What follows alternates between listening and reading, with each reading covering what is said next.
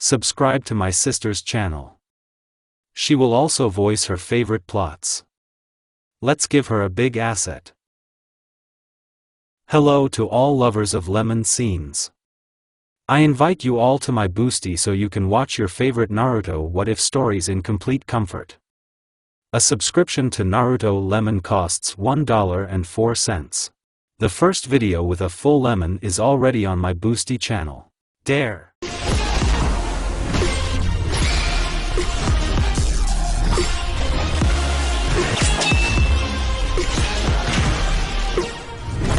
The 10th of October in Konoha is considered a holiday. A holiday that unites people, sorrow and joy mix, and people come together, regardless of social status, to honor the memory of those who died 5 years ago in a terrible tragedy that claimed the lives of hundreds and even thousands of people. But there is someone who does not consider this day a holiday. A little boy with wheat-colored hair hated this day, and no, not because his parents died on this day. He hated this holiday because people on this day behaved like animals towards him.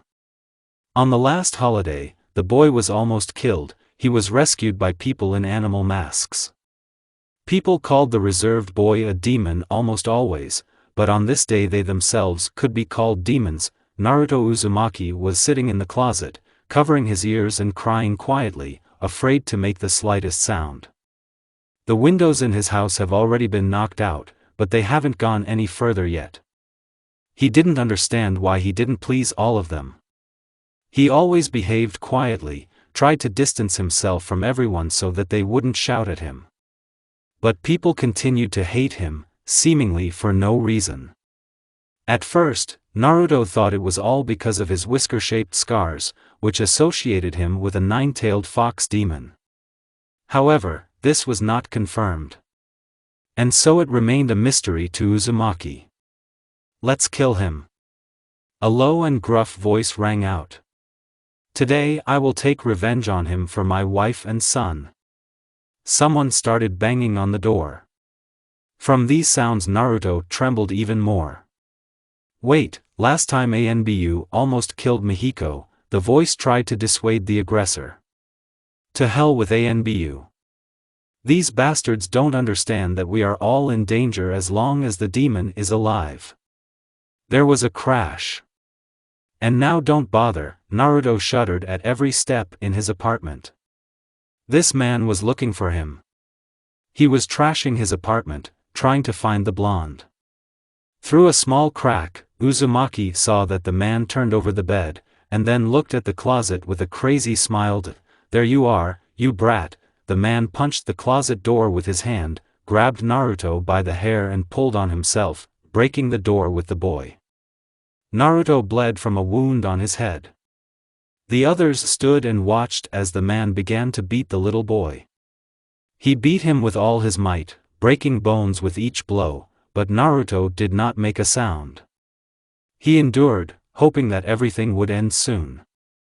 Why are you silent? He hit faster and harder. Come on, the man knocked out Naruto's tooth.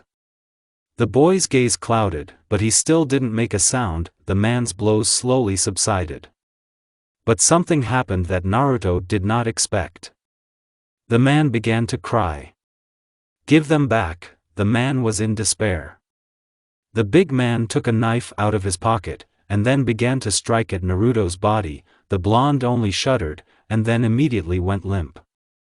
The man riddled the whole body of the little boy, then stabbed himself in the heart. His body fell to the floor.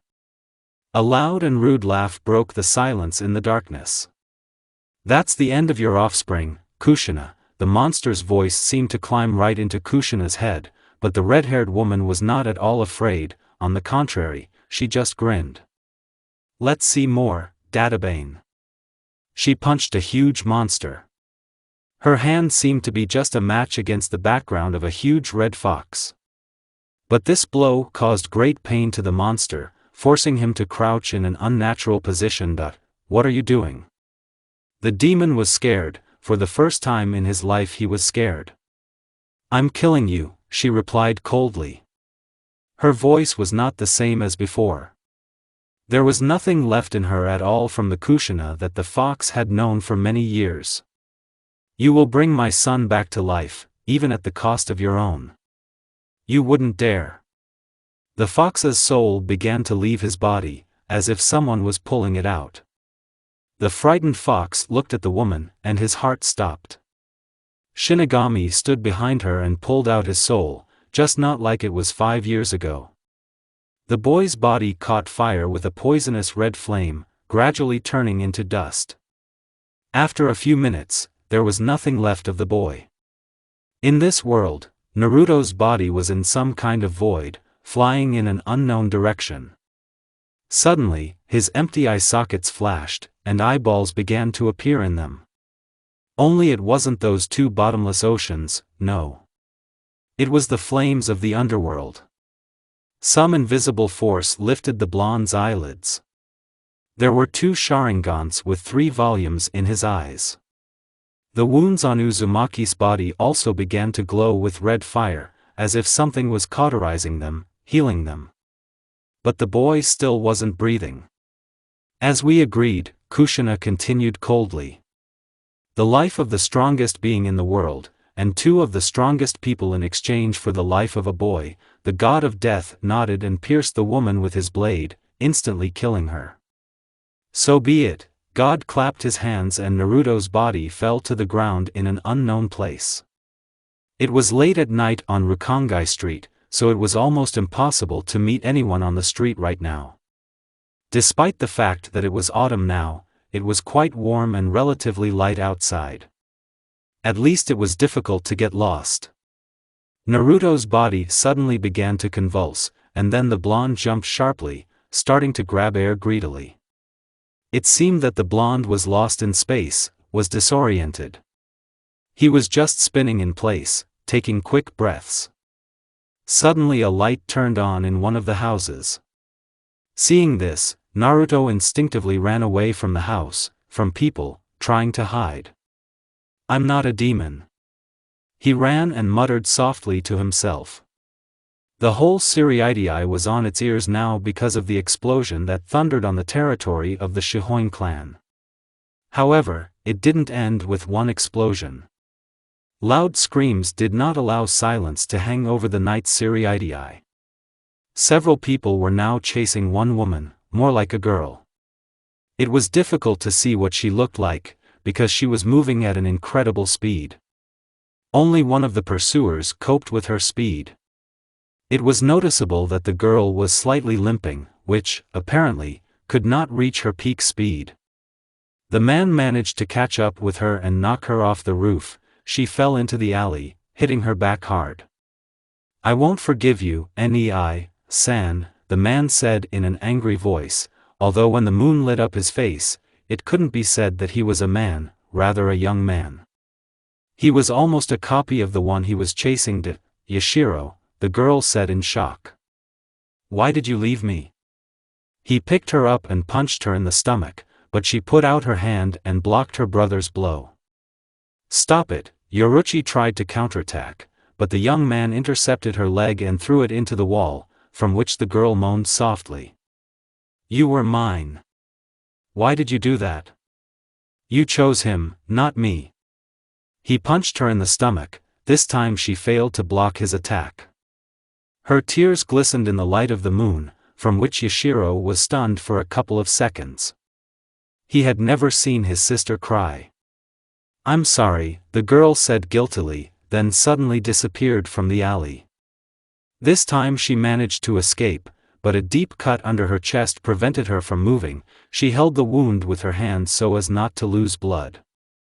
The girl turned into a black cat and then jumped out onto the path in Rukongai, where she was almost knocked down by a little boy who was also running somewhere. Seeing the cat, the boy stopped. Are you okay?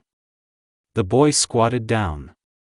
He didn't get an answer, as expected, but still continued to talk to her. Who's calling you that? There was no childish joy or curiosity in his voice, characteristic of all children of his age, only a quiet and calm voice. You don't have anyone either? It seemed that in these words there was all the sadness of a child. The cat raised her head to look at the boy. A thin child with wheat-colored hair and blood-red eyes that shone in the darkness stronger than hers, feline. The boy was thin, and his clothes were cut in many places. He took the cat in his arms and carried it into a small cave. It was dark in it, but for the cat, it was no problem, however, as well as for Naruto. He carefully placed the cat on the foliage, then took off his cut t-shirt and began to tie it carefully. "I'll take care of you." Yoruchi saw such a sincere smile for the first time. She was charmed by his childish and innocent smile, after which she allowed herself to lose consciousness. Yoruchi had been awake for a long time, but pretended to be asleep so as not to attract the boy's attention. She, as befits the captain of the second squad, watched and gathered information. From the very beginning, this boy seemed strange to her. His strangeness lay in his behavior. Several times people passed by the cave. As soon as the boy noticed them, something was wrong with him, as if he was being replaced. He huddled in a corner, stopped breathing until the person had gone far enough. Shihoin suspected that some kind of trauma was involved, but she has not yet found out which one. He left the cave and returned after a while with a dead hare in his hands. For his age, he cut it up quite skillfully and cooked it. Naruto looked at the sleeping cat, then put the food next to her. After eating, the blonde man left the cave again for a few hours, leaving Yoruchi alone. Shihoin ate, and she did not even turn into a person, because the mastery of this technique surpassed all previous owners. The wound began to heal slowly, but it still hurt to breathe and move. She lay down in her former place and closed her eyes, trying to determine where the boy was now. However, something happened that the goddess of speed could not have expected in any way. Naruto just appeared out of thin air in a cave. But it seems that Naruto didn't pay attention to it. Most likely, the boy did not even realize that he had any powers. He just started cooking the fish with which he appeared in the cave. During cooking, he moved again, only a couple of meters to the side, but these movements interested Yoruchi. Until nightfall, she watched Naruto go about his business, teleporting around the cave along the way. The most amazing thing was that he was almost naked, or rather with a bare torso. And even though autumn was warm enough this year, it could be a problem for a child. Naruto walked up to the cat and gently stroked her. Yoruchi purred involuntarily, which made her blush mentally. "It looks like you're feeling better." He examined the cat's wounds, they were healing quickly. "It looks like you're on the mend." He smiled sadly, and then leaned his head against her. "Don't leave me, please." His request pricked the heart of the goddess of speed. She decided that she would leave him today so as not to injure him even more. Naruto went to sleep next to the cat. He fell asleep quickly enough, but his sleep could not be called calm for a 5-year-old child. He constantly shuddered in his sleep, said something unintelligible, occasionally cried. Yoruchi came out of the cave and tried to turn into a human, but the wound did not allow her to do so. She hissed and went on in the form of a cat. She had to leave this child, so as not to cause him more pain later. At least that's how she tried to justify herself. She heard whispers in the bushes and some scuffling not far from her. "Damn it!" a child's voice shouted. She died quickly, just a couple of times hit by a stone in the head. The child continued, annoyed. "We need to find another one. Can it be enough? It's time to go home." The second voice was calmer, but also belonged to a child. "I don't care, until we try again. I won't be able to sleep." The voice began to approach. Yoruchi didn't have time to react. 2 boys who looked like they were about 10 years old came out from behind the bushes. When they saw the cat, they immediately tried to grab it, but Yoruchi began to resist. One of the boys, the bigger one, grabbed Shihoin by the paw and pulled on himself. "Hurry up!" he called his friend, who ran up and grabbed the cat. "There is." the boy shouted. "Enough. We are lucky today," the child said with a sadistic smile. I think she will live longer. They dragged her to the place where they were before. This place turned out to be a clearing, not far from the cave in which he and Naruto lived. In this clearing, several shallow depths were dug. Some small animal would ideally fit into such a pit. Yoruchi was placed in this pit and quickly buried, leaving only the head on the surface. She tried to look around. There was a broken cat's head to her left. It looks like she got on real sadists.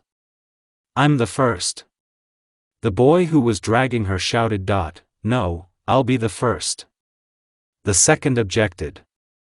I was carrying her, and I found her. Naruto woke up because of a nightmare. He wanted to pet the cat to calm down, but she wasn't there. The blonde man quickly looked around the cave, but the cat was nowhere to be found.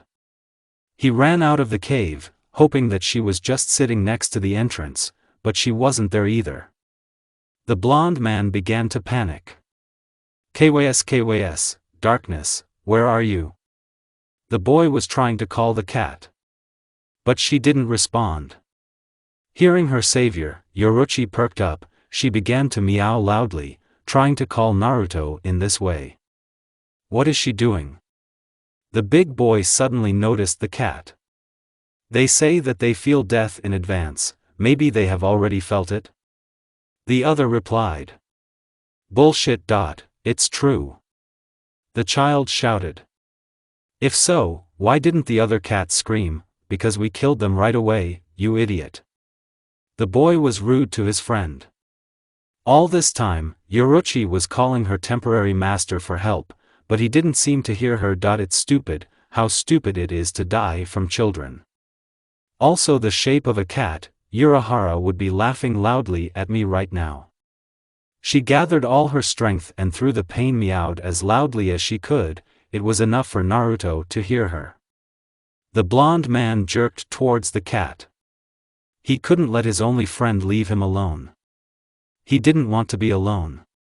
Without noticing it, Naruto found himself in a clearing. He quickly looked around the clearing and noticed the head of darkness. He felt relieved, but then he became alert again. Hey, get out of here, baby. The big guy broke away from another argument with his friend.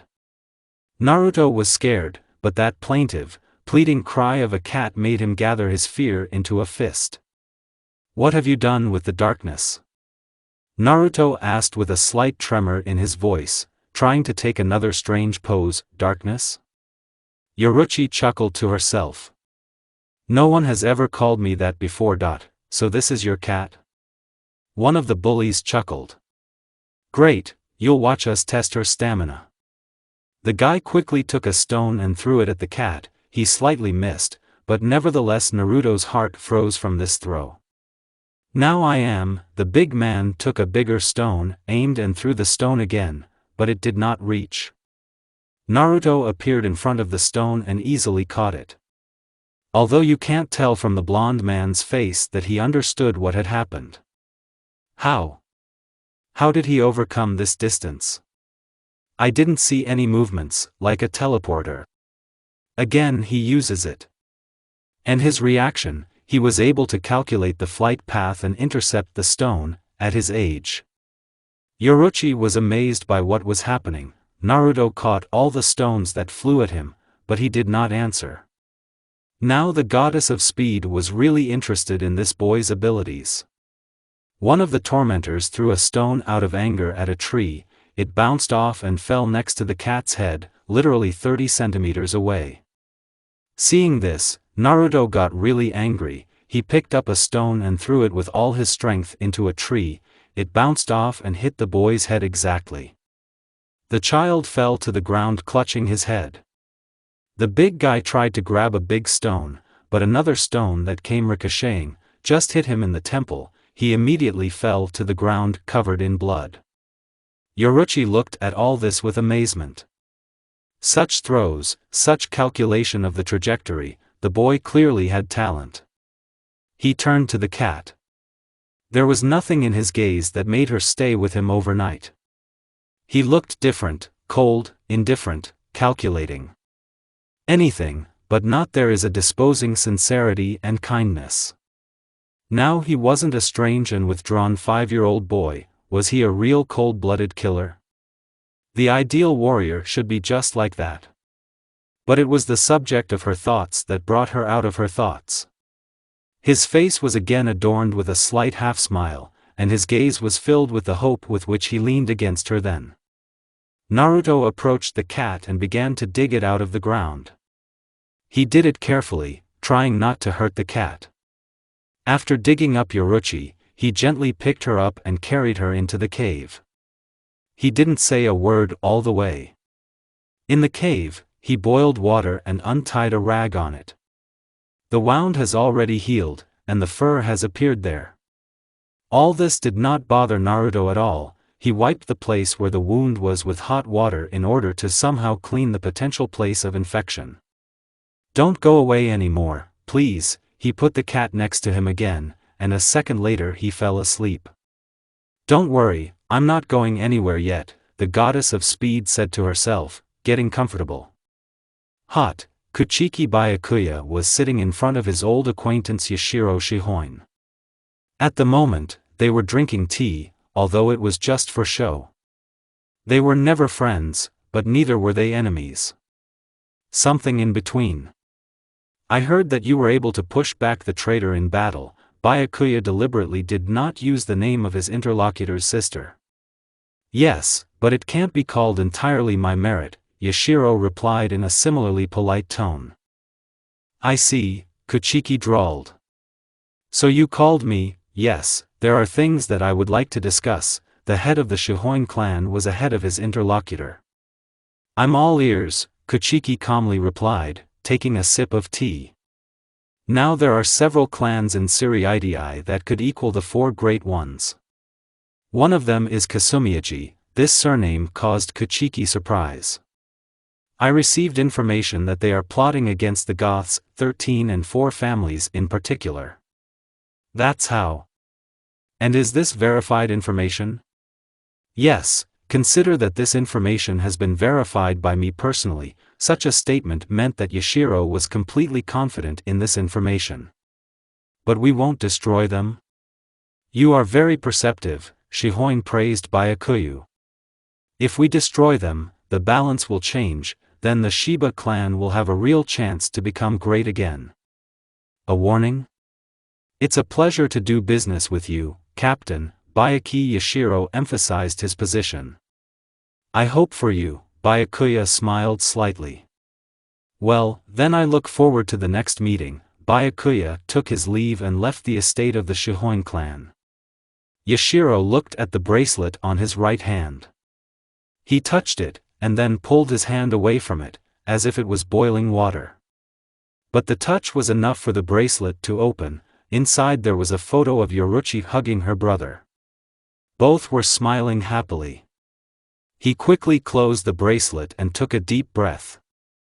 "Have you forgotten, Enie-san? This bracelet is a confirmation that you are mine," the young man said into the void. He sat for several more hours in the place where his sister once ruled the clan. A few days passed. Yoruchi became much easier. Now she could move without pain, and could also return to her human form, but she was in no hurry to do this. She was interested in this red-eyed boy, and if something interested the goddess of speed, then it's for a long time. She was never wrong, she had a sense for interesting things.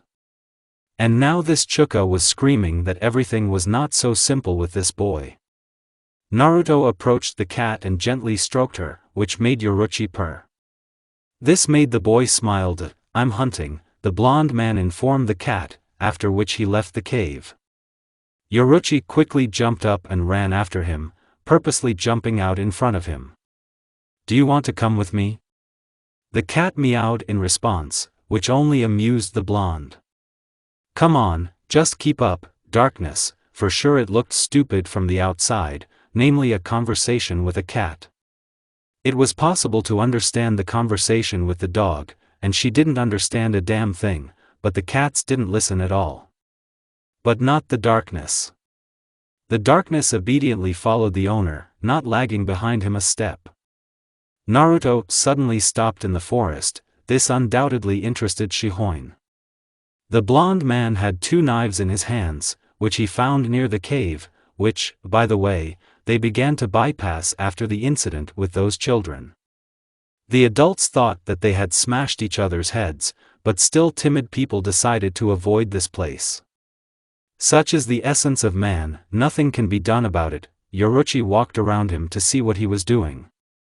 She was a little confused by the fact that his eyes were moving like crazy. They were just rushing around the forest, trying to find something.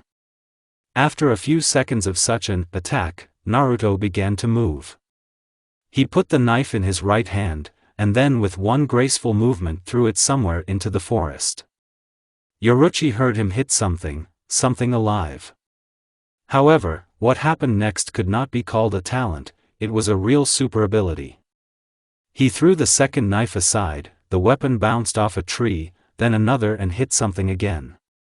Naruto looked at Yoruchi and smiled broadly, which made her feel kind of uncomfortable. "Today we will have a sumptuous dinner," he said with childish joy, running to the prey. Chuka Yoruchi screamed again, this time warning her of danger. His eyes, there's something wrong with them. They obviously not only look cool, but they help him hit targets. It's like they're helping him analyze. Naruto collected the loot and carried it home, along with Yoruchi, who slowly trailed behind him, pondering everything that was happening. Needless to say, Naruto's teleports looked very strange, even for the soul community. It wasn't Shumpo, Yoruchi was the goddess of speed, and therefore she was never wrong about this. But what is it then? Is it possible to train it? If so, what is the potential? So many questions and zero answers. Only the sincere smile of a little boy. He is happy with a seemingly simple thing, caught prey, but for him this prey is something special, something with which he saves the life of his cat. To his only friend, Yoruchi thought again, looking around. She really had something to think about, for example, the fact that she, the goddess of speed, was saved by a 5-year-old boy with incredible abilities. Surely Urahara would have laughed out loud, and then would have teased the poor cat. Shihoin decided to look at the blond man's eyes, but he was no longer there, he disappeared somewhere again. She couldn't feel where, there was no energy coming from this strange technique. Most likely he is already in hiding, the cat accelerated to catch up with the owner. Naruto himself was slowly preparing food at this time. For his 5 years, it was just amazing independence, but he was not proud of it. He was taught to cook by the only person who spoke to him. Some crazy old man he met in the woods when he was hiding from another angry crowd. To the surprise of the little boy, the old man was friendly to him and did not try to kill him. He told the boy a few secrets of cooking, which undoubtedly helped Naruto survive now. Uzumaki felt no pity for the animals he killed. He understood that it was necessary for survival, and therefore the choice was small, either he or these little animals, which sooner or later will be killed. After cooking, Naruto sat down on an improvised futon with a piece of meat in his hands and began to eat it. The blond man looked around, trying to find the darkness, but it was nowhere to be found. Again he became agitated, but he did not even have time to get up when he felt something warm rubbing against his leg. The excitement left Uzumaki's face, replaced by a caring smile. He tore off half of his portion and put it on the ground, next to the cat. She happily began to eat. Well, the guy obviously knows how to cook. He would have a little experience, but he will make a wonderful hubby. Yoruchi was slightly confused by her thoughts. To think such a thing about a 5-year-old child is at least strange. "I'll rest a little," Naruto said in a tired voice, falling on the leaves. "I'm a little tired." The blonde fell asleep almost instantly. Yoruchi smiled inwardly at this scene. It was really sweet. She jumped on top of him, curled up and closed her eyes, waiting for the moment when sleep would take her away. The body of her temporary master was like a red-hot stove. For a cat whose body temperature was slightly higher than that of a human, such warmth was a real salvation in a cold cave. The next day was a real shock for Yoruchi, forcing her to intervene to save the blonde. She had to assume her human form. And it all started with a seemingly ordinary morning. Naruto woke up and cooked breakfast, leaving some for his beloved black cat. And then he started training, which he started doing even before his death. The goddess of speed watched with interest the exercises that Naruto was doing. Many of them would be well suited for the second squad or have already been included in the training program. And it was weird. How could the boy know about such training? Despite his thinness, Naruto's body could not be called skinny or undeveloped. Training evenly distributed the load on the body, thereby covering all muscle groups. The number of teleports increased slightly, and it seems that the goddess of speed understood what was going on here. For a long time, she analyzed his behavior, so she could understand what he was thinking or what he was feeling. In moments of excitement, his unusual ability gets out of control, although Naruto does not notice this, which was also quite strange. Yoruchi could definitely tell that this blonde was not stupid. On the contrary, he was incredibly smart for his age. Basically, uncontrolled jumps happened when someone passed near their shelter. And although the common people tried to avoid this place, some criminals often passed by, exploiting the reputation of this place. "Are we going hunting?" The cat followed him, continuing to watch and protect him. You never know if he gets into some kind of trouble. The way he hunted was a real show for Yoruchi. His, at first glance, completely stupid and strange weapon throws turned out to be the most accurate and deadly attacks with an unpredictable flight path. A truly terrifying talent for murder.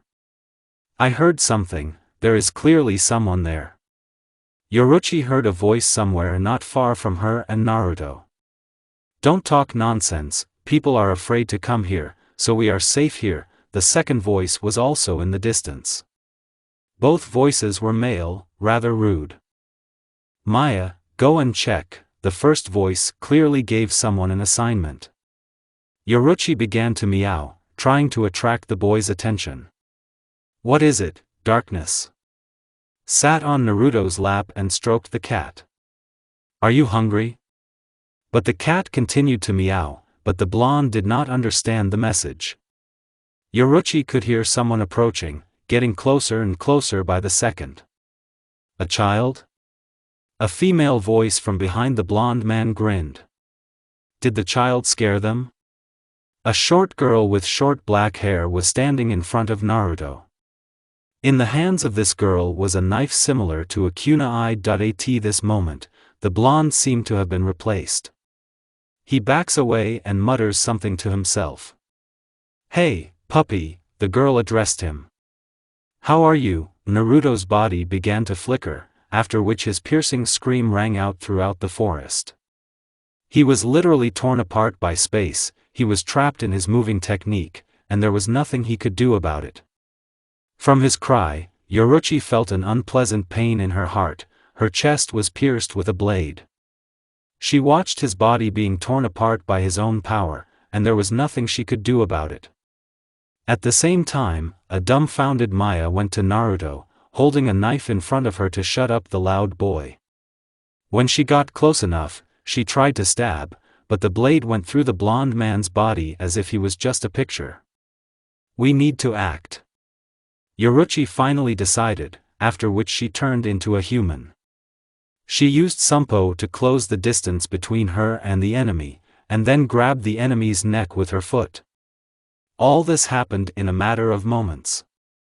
And then, with one light movement, she took the life of a young girl, breaking her neck. Visually, Yoruchi didn't even budge. Her speed was so great that she killed 2 other bandits in less than a couple of milliseconds. It took her only a few moments to take the lives of 3 people, but with saving another life, things were worse. She could not touch Naruto in any way. He jumped into himself too quickly on the spot. Because of this his body was torn apart. Yoruchi was covered with a white glow, and then she began to use shampoo on the spot to somehow catch up with the boy in order to save him. She took a deep breath, then abruptly jumped forward, grabbing the blonde and pressing him to her. She felt something wet and warm on her bare chest. Naruto's tears. "I'm not a demon," he said softly. "Don't kill me, please." He raised his head and said it, looking into her eyes. Those words and that look pricked her heart again. She hugged him and began to whisper softly to calm him down. "It's okay, I'm here, now I'll always be with you, as you asked." His eyes widened in surprise and shock. "Darkness?" the boy asked in a trembling voice. "Yes," the goddess of speed replied tenderly. "If I died for the second time, then I believe that this is paradise." Having said this, he fell asleep in her arms. Waking up, Naruto felt an unfamiliar warmth for the first time. Next to him was a dark-skinned girl with purple hair and big golden eyes. The girl smiled when she saw that the boy had woken up. "Are you feeling better already?" the girl asked anxiously. Naruto tried to say something. He was not ready for such a pleasant awakening. "Yes," he paused a little. "Tell me, what happened yesterday was not a dream?" The girl shook her head. "Darkness." He pressed his head against her chest. She realized only now that she didn't know his name. "Actually, my name is Yoruchi, but while I was in cat form, you called me Darkness." "Yoruchi-san?" She tapped him lightly on the head. "San will be enough," the girl smiled. Naruto, on the contrary, was embarrassed. He had never called anyone that before. He had never used words related to family before.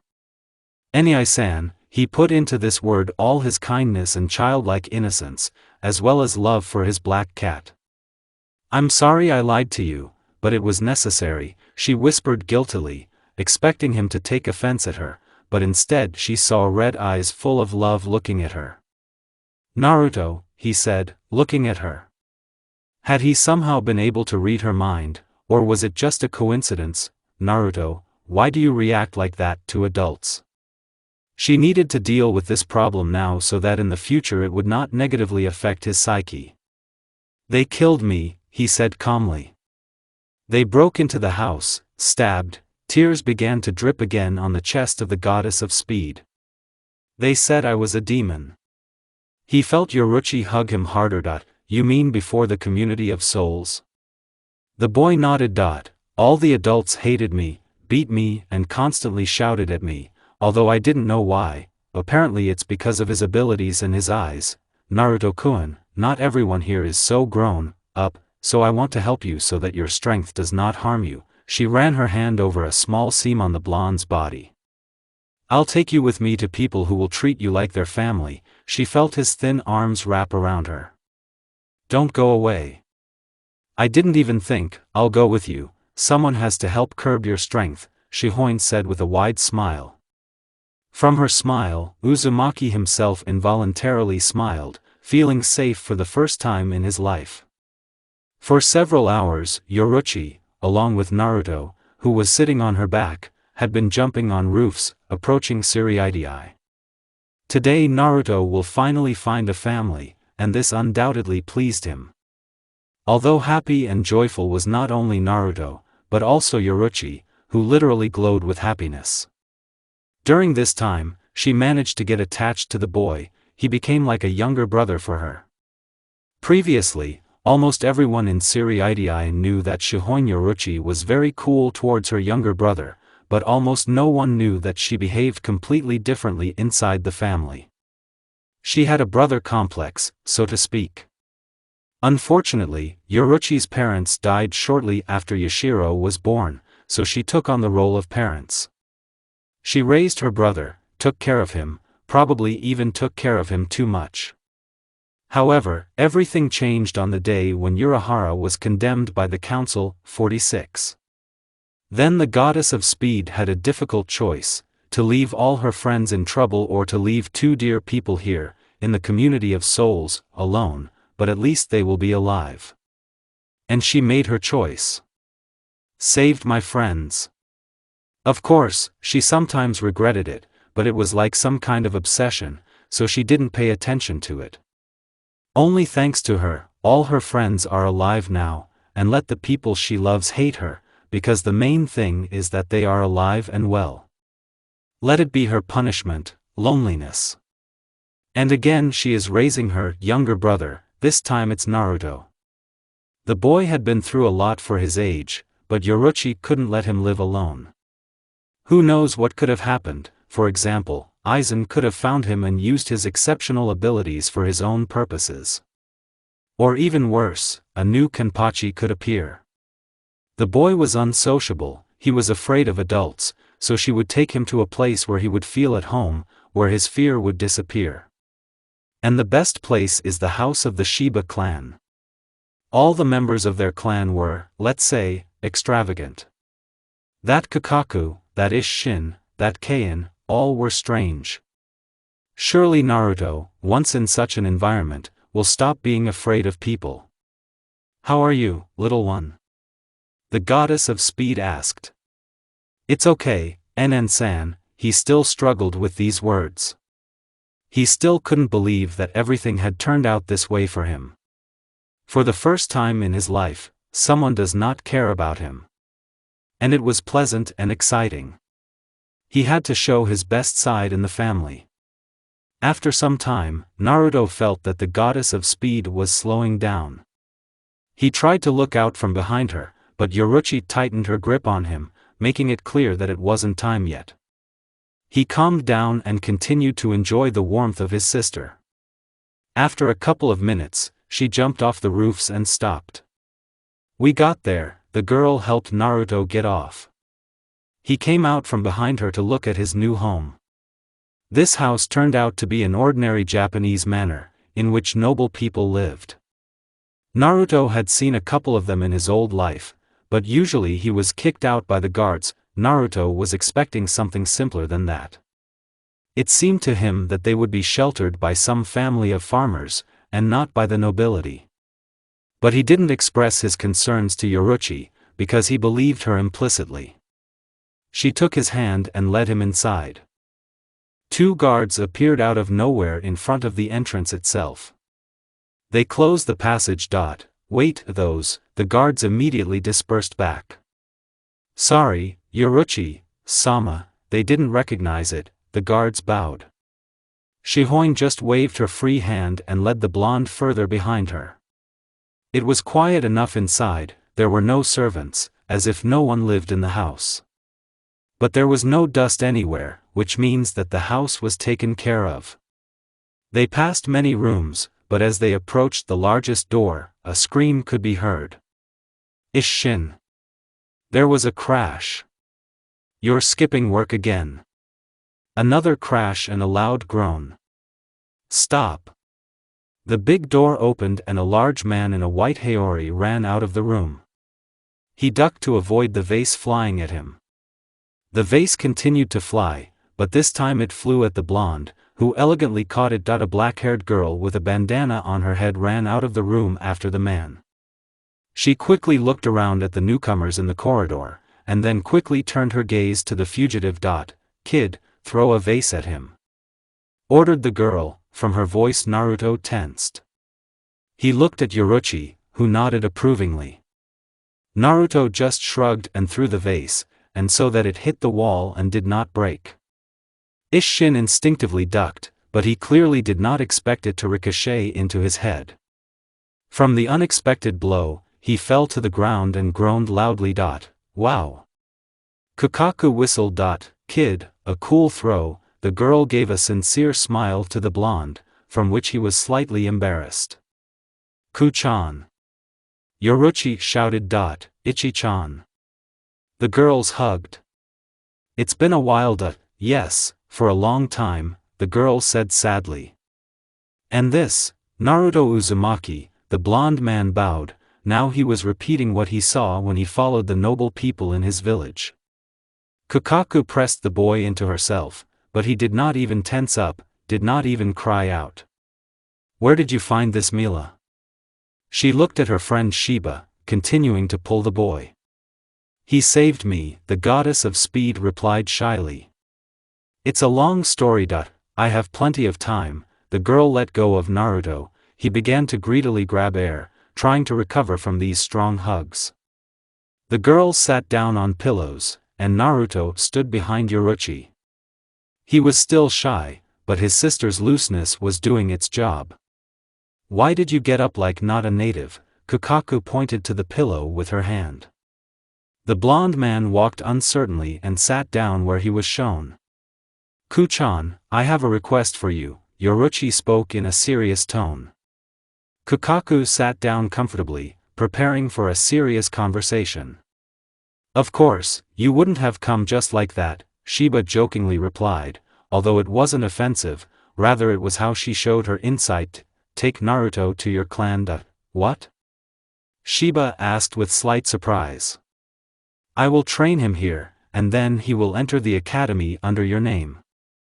Believe me, he has a talent, and if you use it, the Shiba clan will become great again. Yoruchi looked at the blonde with a smile. This is unexpected, the girl in the bandana said, a little dumbfounded. She looked at Naruto. Do you understand that you will have to glorify our clan? If she's telling the truth, then the three of you can take us to a hitherto unprecedented level. Yes, Naruto swallowed. I will live up to the expectations placed on me, he bowed. Great. Yoruchi quickly defused the situation. The name Shiba will allow you to easily enter the first group at the academy, and there you will be able to choose the best squad for yourself. But the clan will impose certain duties on you, one of which is attending various events, dinner parties and other things. But that's in the future, the goddess of speed reassured. Ichi-chan, you can make a schedule for him for now, including etiquette. Yoruchi nodded and got up from the pillow. Naruto, I'll be back in a couple of hours. The blonde began to get nervous. Yoruchi bent down and kissed him on the forehead.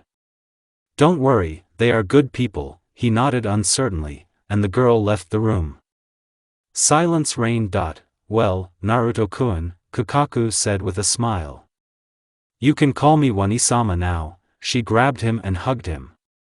I'll teach you everything. Naruto allowed himself to smile. Did he have the family he dreamed of? Don't let the Shiba clan down and the hopes placed on you, the blonde nodded confidently.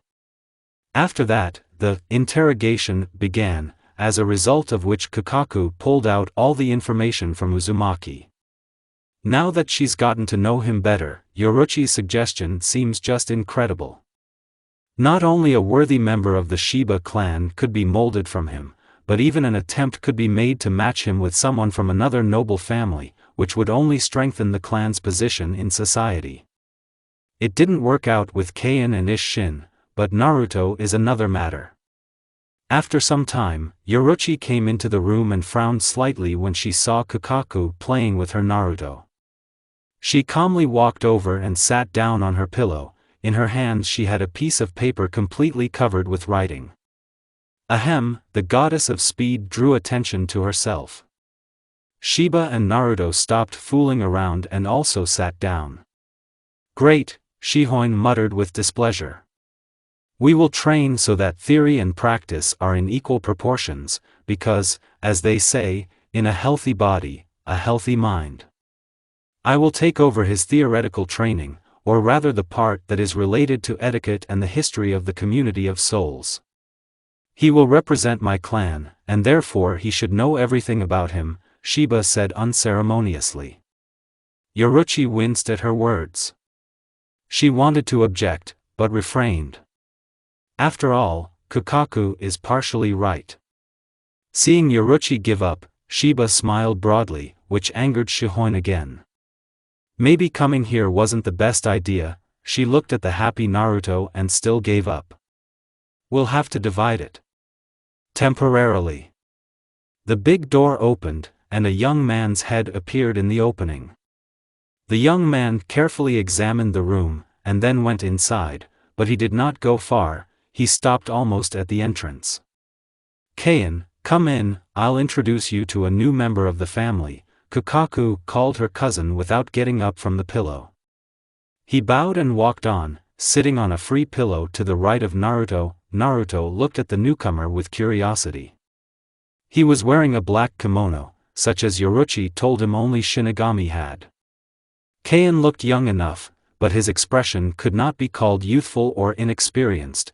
On the contrary, there was wisdom in his gaze. Keion also looked at the boy with interest. The boy looked quite unusual. His wheat-colored hair, strange scars in the form of a mustache, together with red eyes, created an unusual combination that attracted rather than rejected. Keion Shiba, the man stretched out his hand, and then smiled. This turn of events confused Naruto slightly, but he managed to recover quickly. He held out his hand in return and shook it. Naruto Yuzum, Shiba Naruto, Kakaku corrected him. He is now a full member of our family. From her words, the boy's cheeks blushed. Then, it turns out, you can call me Oniai-san. A wide smile appeared on Naruto's face. You should have seen how he put his shin with a vase. Kakaku laughed, remembering the face of the captain of the 10th squad. What? It can't be.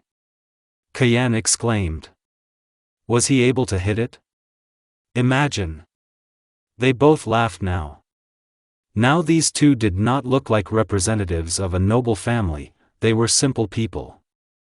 Having laughed enough, the lieutenant coughed. Excuse me, Yoruichi-san. Keion bowed. She waved her hand. It seems that she herself was glad of what was happening. Keion saw the scribbled sheet in his sister's hands, and then tore it out of her hands and began to read. Kami-sama. He shouted. Are you going to create a killing machine here? Naruto must develop his extraordinary abilities to the maximum, and there is only one way to find out what the maximum is. Keep testing yourself, Yoruichi replied seriously. Your assumptions? Shiba left his joking tone. He has every chance to surpass me. The atmosphere in the room has changed dramatically. Tension began to reign in the air, and beads of sweat rolled off both Shiba's foreheads. If the goddess of speed says that, then the boy is a real monster. Right now, there was no one in the Soul community who could compete with her in strength, except Genryusai Yamamoto, but the old man was in a different league. Everyone looked at Naruto, who smiled nervously to somehow defuse the situation. No matter how smart the boy was, he still did not realize his full strength. If he or she finds out that you are connected, then he will have problems. However, like all of us, Kakaku avoided names. She understood that it was still difficult for the goddess of speed to realize that she had left her dearest people. And what kind of abilities? Keion tried to avoid an unpleasant topic for Yoruichi. He can't control them yet, but he's still doing something. She nodded to the boy, who got up from the pillow and closed his eyes. After standing there for a few seconds, he opened his eyes and took a step forward, and then he was behind Kakaku. He put his hand on her shoulder, which made her flinch. This is only the bare minimum. He can cover a considerable distance, but only under conditions of emotional stress. Yoruichi took a small stone out of her pocket and threw it to the blonde. Naruto. He threw a stone at the wall to his right. The projectile bounced into the floor, from the floor to the ceiling, then into the wall. From the wall it hit the ceiling again, and then into the wall opposite, hitting a fly, and then, bouncing off the floor, the stone returned to his hand. Keion went to the wall where the stone hit. He looked at the trace left by the insect. Holy shit, he decided to look at other places where the stone hit. Everywhere there were the same traces of crushed insects. Each bounce of the stone was not accidental. That's... Shiba drawled, dumbfounded. That's weird. It's all thanks to his eyes, Yoruichi explained. Well, at least that's the only explanation for how he sees everyone and everything. Kakaku ruffled Naruto's hair, which made the blonde almost melt. It seemed such a simple gesture, and how much joy it brought him. She wanted to hug him, but Yoruichi's look dissuaded her for a while. Naruto, could you look around the estate? Keion asked politely, The blonde nodded understandingly and left the room, leaving the adults alone. You do understand what this power can bring upon him? Kukaku asked anxiously. Aren't you getting enough of Urahara? Aizen will find out sooner or later. If he finds out, Yoruchi corrected.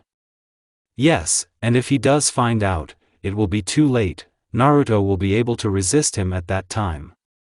This is completely abnormal. Kain has now abandoned his foolishness. When it was necessary, he became serious, because it's not for nothing that he holds the rank of lieutenant of the 13th Squadron. Such abilities, they scare me. Yes, I know. But we can't just leave such a force without attention. If we don't, then Aizen will take him on, and then imagine what he will turn into. I've had enough of Ikemara. How old is he? Kukaku asked. 5.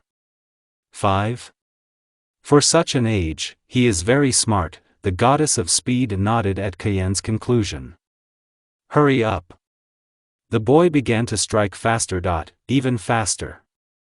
The goddess of speed's voice was loud and commanding. She tried to make him give his best with just her voice, and it seems that she succeeded. Despite the increased speed, Naruto was still hitting just as accurately, as if nothing had changed. Thanks to his eyes, he could work immediately at his maximum speed, and sometimes exceed it. This, of course, significantly accelerated his progress. For example, for basic mastery of the Shihoin style of hand-to-hand combat, training is required from childhood, so that the perception of the world is at a completely different level than the rest. Also, all pure-blood clan members had an innate ability that helped them better perceive the world at high speeds. This is what allowed the Divine Armorers to become one of the strongest clans, if not the strongest. Yoruchi has been training with Naruto for a week now. Every day she squeezes all the juices out of him, and then Kukaku takes over, but the former Uzumaki never moaned or even just complained. Even when he was alone, he never complained about the severity of training. The goddess of speed grinned when she saw that the blonde's blows became faster. She dodged beautifully this time, instead of blocking the blow. She expected Naruto to lose his balance, but something happened that she could not have expected. The blonde hit ahead of the curve in the place where the goddess was going to dodge. Because of this she had to block the blow, which was not weak at all for a 5-year-old boy. Her smile was replaced by a grin of anticipation. She shifted her legs under the attacking stance, and then began to strike. Naruto ducked under her arm, and then tried to hit her on the body, but the goddess of speed quickly raised her leg, blocking the blow. And then she delivered a straight right punch, from which Naruto could hardly dodge. A flurry of blows rained down on the blonde. He dodged some of them, blocked others. It seemed that his defense was impeccable. He looked at Yoruchi, saw her muscles contract, saw where she would hit. He now felt like a prophet, or not, more like an actor at a festival who knows the script of a fight scene in advance. Also, Naruto could not help but note the beauty of his sister in battle. Her figure was perfect, coupled with her movements. He could tell without a doubt that she was a goddess. Yoruchi deliberately opened up, allowing Naruto to strike, but he didn't do it. The boy seemed to be afraid of hurting her, which made her a little angry, because she doesn't just have the title of the goddess of speed. The holes in her defenses were getting bigger and bigger, allowing her to literally finish her off on the spot with every move she made. However, Naruto was in no hurry to attack her, as if his fuse had disappeared when the dark-skinned woman began to attack. What is it? Why don't you attack? Yoruchi asked, striking another blow, from which Naruto easily dodged, slightly tilting the body back. I don't want to, the child replied shortly. It didn't look like he was tired, only a slight shortness of breath in his voice gave him away. Beat it, no. When she heard his answer, she growled in anger. She lunged, and then grabbed his arm and threw him over her. In an instant, the blonde was under her. Her hands were on top of his, not giving him a chance to move. Why don't you hit? She asked seriously, looking straight into his eyes. It's difficult. Such an answer from the mouth of a 5-year-old child sounded stupid, but if she didn't know him, she would probably only laugh. I don't like violence. Hurting others, Naruto, sometimes you have to hurt someone to achieve something. He looked at her with disbelief. On the contrary, it's good that you don't like violence. It means you're normal, but sometimes it needs to be done. But you have an advantage. She did not let go of him, continuing to look into his eyes. You can do it so fast that no one will feel anything. He didn't know what to answer. You protected me then, didn't you? This is different. You're my family. He quickly gave out. These words warmed her soul. Well, use this power in the name of your family. He opened his mouth in surprise and realization, and then nodded. I get it, he smiled.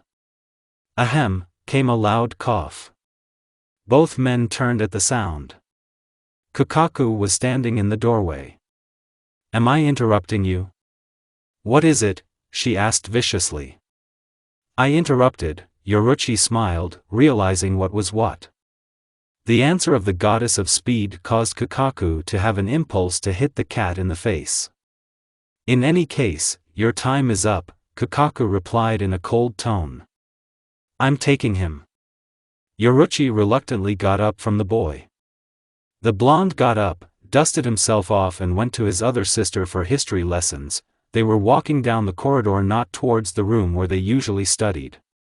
Kukaku took the boy to the bath, because after training he needed to relieve tension, and a bath with medicinal herbs and salts is the best remedy. Kukaku took off all her clothes, and then helped Naruto undress. They went into a large hall, where there was a huge bathroom, similar to a swimming pool. Both plunged into it and made a similar sound. The girl put the boy on her lap, her chest pressed tightly against his back. The boy was not at all embarrassed, because he saw nothing wrong with taking a bath with his sister. The elder Shiba started stroking his hair, which made Naruto purr quite. Her hands moved smoothly to his cheeks. She really liked these scars, they made him even cuter. Meanwhile, Yoruchi continued to lie on the floor of the dojo, staring at the ceiling. She still had too many thoughts about Naruto. She was afraid to let him down, afraid that she would not justify his endless devotion and trust. What will happen when he finds out who she really is? What will happen when he finds out that she left everyone? Yo, Isshin sat down next to Yoruchi. The goddess of speed didn't say anything, just waved her hand lazily. Are you playing truant? Shihoin asked melancholically. No, the captain replied lightly. I just got back from a meeting and found your training. I must say that the kid will go far. Yoruchi let out a laugh. Yes, far away, because I train him. The cat could not help but praise herself. You look lousy, Isshin paused. Naruto and Ku went to the bath together. A sparkle immediately appeared in the eyes of the goddess of speed, as if these words had ignited life in her. I'm going, she ran to Naruto. A naked Yoruchi flew into the tub. Seeing Naruto, who was sitting in Kukaku's arms, Yoruchi became furious. She quickly plunged into the water and tried to pull her Naruto out of the clutches of her friend. What are you doing? Kukaku shouted, hugging Naruto and hugging him so that the cat could not take him away in any way. You're overstepping all bounds. She rested her chest against Naruto in front. Now he was between the two beauties. Anyone would give their life for such a feeling, and for Naruto it meant nothing, because he was still a child. Who would say? Breaking in here, trying to take him away from me, what's all this about? You have.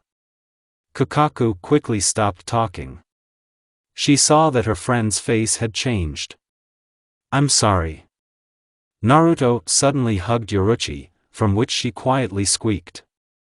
Don't quarrel, I love you both. Naruto Yoruchi was covered with goosebumps from the hot breath. I don't want her, San, to quarrel with Wanisama. He raised his head and looked at Yoruchi. She smiled at his look and ruffled his hair. Kukaku kissed the top of his head. So they sat in the bathroom, soaking and warming themselves, hugging. Isshin, along with Keion, followed Naruto's training. The goddess of speed was clearly in a bad mood today, since she drove the boy so hard. However, it is worth noting that Naruto, a year after the start of training, already reacted with a smile to such days with his sister, so he only playfully avoided her blows and laughed loudly. Sometimes it worked, and sometimes it didn't. This time it only aggravated the whole situation. The fact was that today's case was different from the others. Yoruichi left for a few weeks on her own business, without revealing anything to Naruto. She didn't come back in the best mood, but Naruto just didn't know what to do, so he continued to behave as usual. "She'll kill him sooner or later," Keion said calmly, looking at the beating of the blonde. "He'll probably bring her down," Isshin replied just as calmly, after drinking sake. "What is it, Enie-san?" Naruto had to crouch to the ground to avoid being hit. Yoruichi was clearly not joking. Still slow, no matter how fast Yoruichi was now, the boy's eyes could easily predict all her movements, although he did not always have time to react to them. Bakudo number 4, Hainawa, there was only chilling danger in the cat's voice now. A yellow ray burst from the girl's fingers right into Naruto. The beam wrapped around Naruto and squeezed him, squeezing all the air out of him. The bonds of spiritual particles firmly held the blonde, so that he could not move. He collapsed to the ground. It won't work. Yoruichi seemed to come out of a trance when she realized what Naruto was going to do. She jumped to him as quickly as possible, but it was too late. There were only golden ropes in the place where Naruto was lying. No sooner had Naruto appeared a couple of meters behind his sister, than she instantly appeared next to him. The movement was so fast that even his eyes did not catch anything.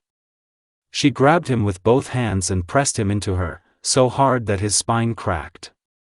"Idiot! Stop it," she shouted. "Did I tell anyone not to use this during our sparring sessions?" He looked at her face and smiled sadly. His sister's tears were his only weak point. He couldn't help himself when he saw her like this. "I'm sorry," he said apologetically. "I wanted to surprise you. Surprise? Have you forgotten what happened last time?" No, it's just that I've been working hard to do it since that day." There was admiration and anger in her eyes. On the one hand, he used such a technique successfully without injuring himself, and on the other hand, 6 months ago he tried to take control of his racing, and it almost cost him his life. He was barely saved, or rather Yoruichi pulled him out of the world when he was almost torn in half. Since then, she has been carefully following his training with this technique, but now what he has shown is a real miracle. I wanted you to be proud of me." The girl felt moisture on her chest. She looked at the boy, who began to cry because he upset his sister, and from this something pricked her heart again. "Don't scare me like that, please." She put her chin on top of his head. "It started," Isshin sighed resignedly. "Well, isn't that how a brother and sister should behave?" Keion asked, and then laughed, remembering Kukaku. "Kushi softened when Naruto began to live with us," Isshin stated. The captain was glad of this, because their sister had all the responsibility for managing the clan when she was still very young. And that's right, maternal instinct. Keion felt death looming right over him. He slowly turned his head. Kukaku was standing behind him and smiling sweetly. "Kukaku," Isshin tried to calm his sister. "Did you come to pick up Naruto?" His strategy was ingenious. Using her main weakness to shift her attention to him was a win-win. And it worked. As always, Kukaku walked up to the railing and looked at the hugging couple, which made her smile slightly. It was possible to endlessly be touched by looking at them, but this just can't be. She knew Yoruichi, and if something made her cry, it had to do with either Naruto, Yashiro, or Soifan. What has he done this time? Kukaku asked menacingly without turning to the guys. Both brothers exchanged glances, and then began to slowly retreat. Stand, Shiba said calmly, though her voice made the two brothers sweat coldly. Answer me. He used it again. The Shiba brothers could swear that the air turned cold, so much so that it began to burn. Without delay, Kukaku jumped down to the two lovebirds. Naruto! The scream deafened everyone who was nearby. You! How dare you! Wani-sama, me, as if in slow motion, he saw her palm approaching his face. He could easily dodge, but he did not move from his place, taking the blow. A loud bang could be heard. It seemed, outside the estate. Kukaku could sometimes hit Naruto, but it wasn't that. The way she hit him, that blow was all her excitement and resentment. For the first time Naruto saw Kukaku like this. And it was entirely his fault. He lowered his gaze, unable to look at her. Failed her. For the last time, it won't happen again. He would never upset them. Naruto bowed. I beg your pardon, Wani-sama, he said calmly and dryly. This turn surprised everyone. They clearly didn't expect such a reaction from a little boy. All the time he was waiting for her to answer something, to let him straighten up. Yoruchi, watch him carefully. Kukaku turned around and left without saying a word to Naruto. The tension in the air subsided along with Isshin's loud exhalation. Boy, you're the best! The captain exclaimed with admiration. To survive this. Apparently, she really loves you. The blonde did not react to Shiba's words in any way. He just stood up and prepared to continue training. Yoruchi understood everything without words. She just nodded and continued sparring. Work is the best cure for all problems and, apparently, Naruto realized this. I can't stand this kimono, Soy, Fawn grumbled as she was dressed in a festive kimono. Be patient, mistress, it's almost done, the maid said, putting the finishing touches. Done. The mood of the captain of the second squad was especially lousy today. Not only did she have to put on this kimono, but the Shihoin clan hosted the holiday. She had no complaints about the clan itself. She understood that the clan itself was not involved in the betrayal of Yoruchi, but her brother. He reminded Shaolin of the old days. Not only did Yashiro look almost like the goddess of speed, but he also hated Soifan. And it all started from the very day when Soifan was training at the Shihoin clan estate. Fully unbend your arm, B. Yoruchi's gentle and velvety voice caused a whole herd of goosebumps in the girl.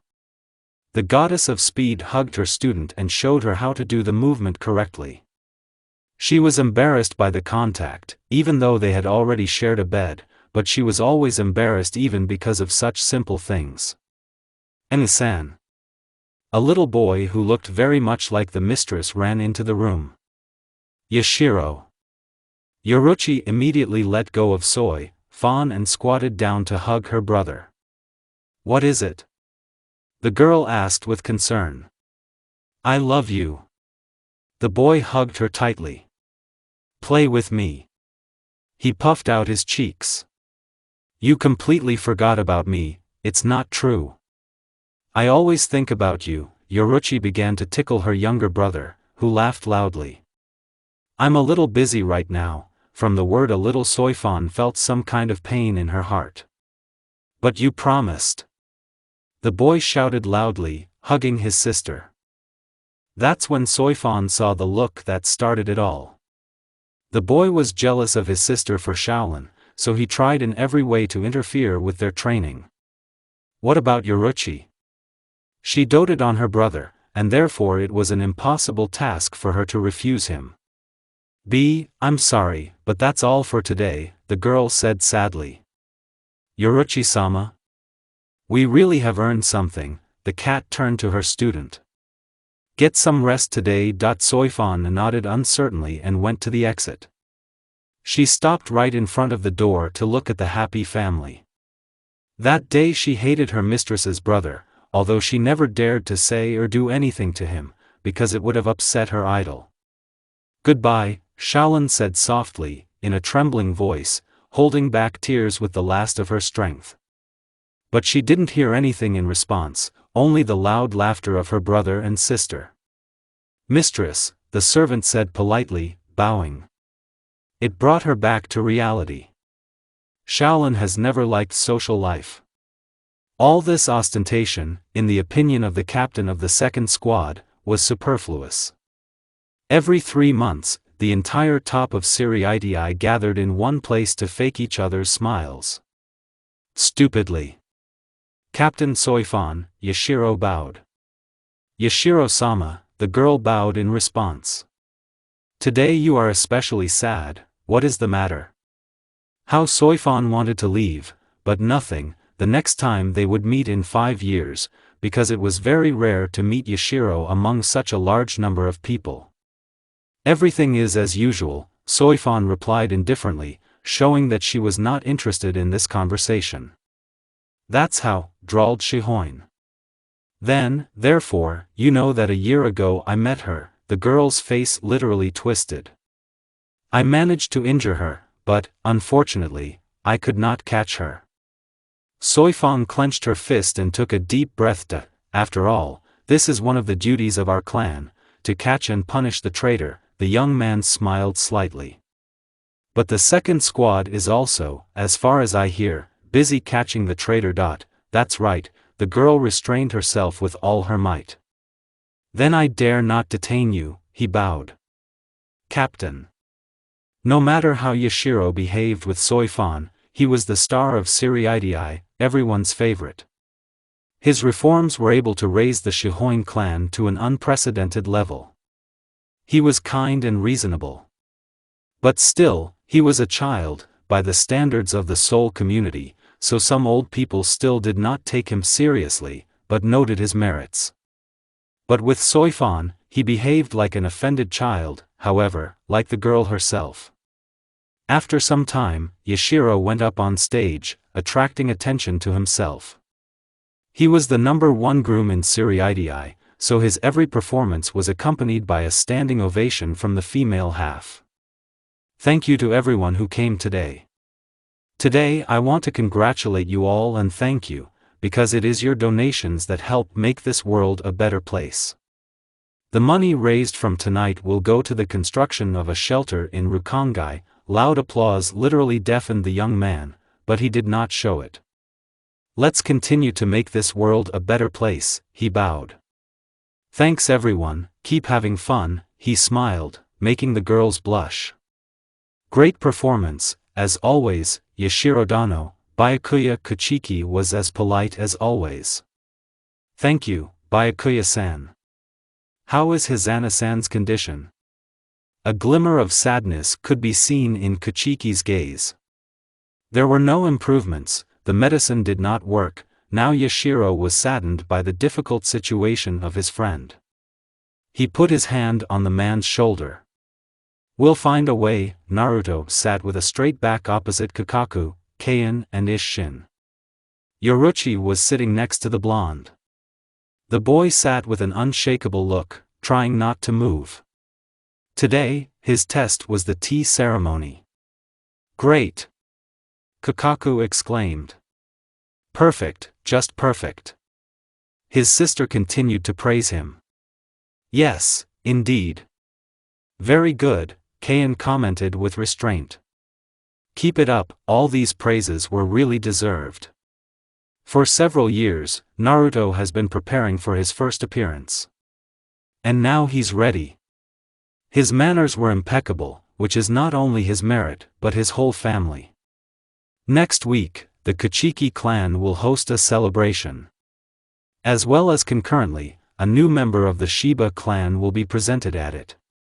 It was the responsibility of a large clan to announce new members at a meeting. This was how Siriiti was arranged. "If we're done, then let me pick up Naruto." Keion and Naruto got up at the same time. The blonde was always happy to practice Zanjutsu with Keion and Isshin. This time it's Keion's turn. Both took their leave and left the room, heading to the dojo. Take the sword, Naruto. The blonde man took the sword off the wall. Unfortunately, he hadn't been given an Asachi yet, so he had to settle for a regular katana. Of course, this could be called arrogance on the part of Naruto, because a couple of years ago he was not even trusted with this ordinary katana when he was just starting his training. The blonde stood in the rack, which was shown to him at the first lesson. He instantly remembered it and copied it. This was one of his abilities, which Yoruichi also attributed to his mysterious eyes. He could copy any movement. With Kido, the situation was a little different. In order to copy a spell, he only had to look at how someone pronounces his words, and then applies the spell itself. However, when the spell was shortened, he could not use it with the same force as with fully pronounced words. In short, he couldn't copy the abbreviated spell in full force. Keion did not teach Naruto any particular style of fighting, rather on the contrary, he taught him the most basic, the base. Therefore, he did not focus on the incredible speed of the blonde or his eyes, which allowed him to dodge attacks at the last moment. Keion believed that Naruto himself should come up with his own fighting style when he gets a Zanpakuto, but for now all this is just preparation. Although Shiba has already noticed some changes in the fighting style.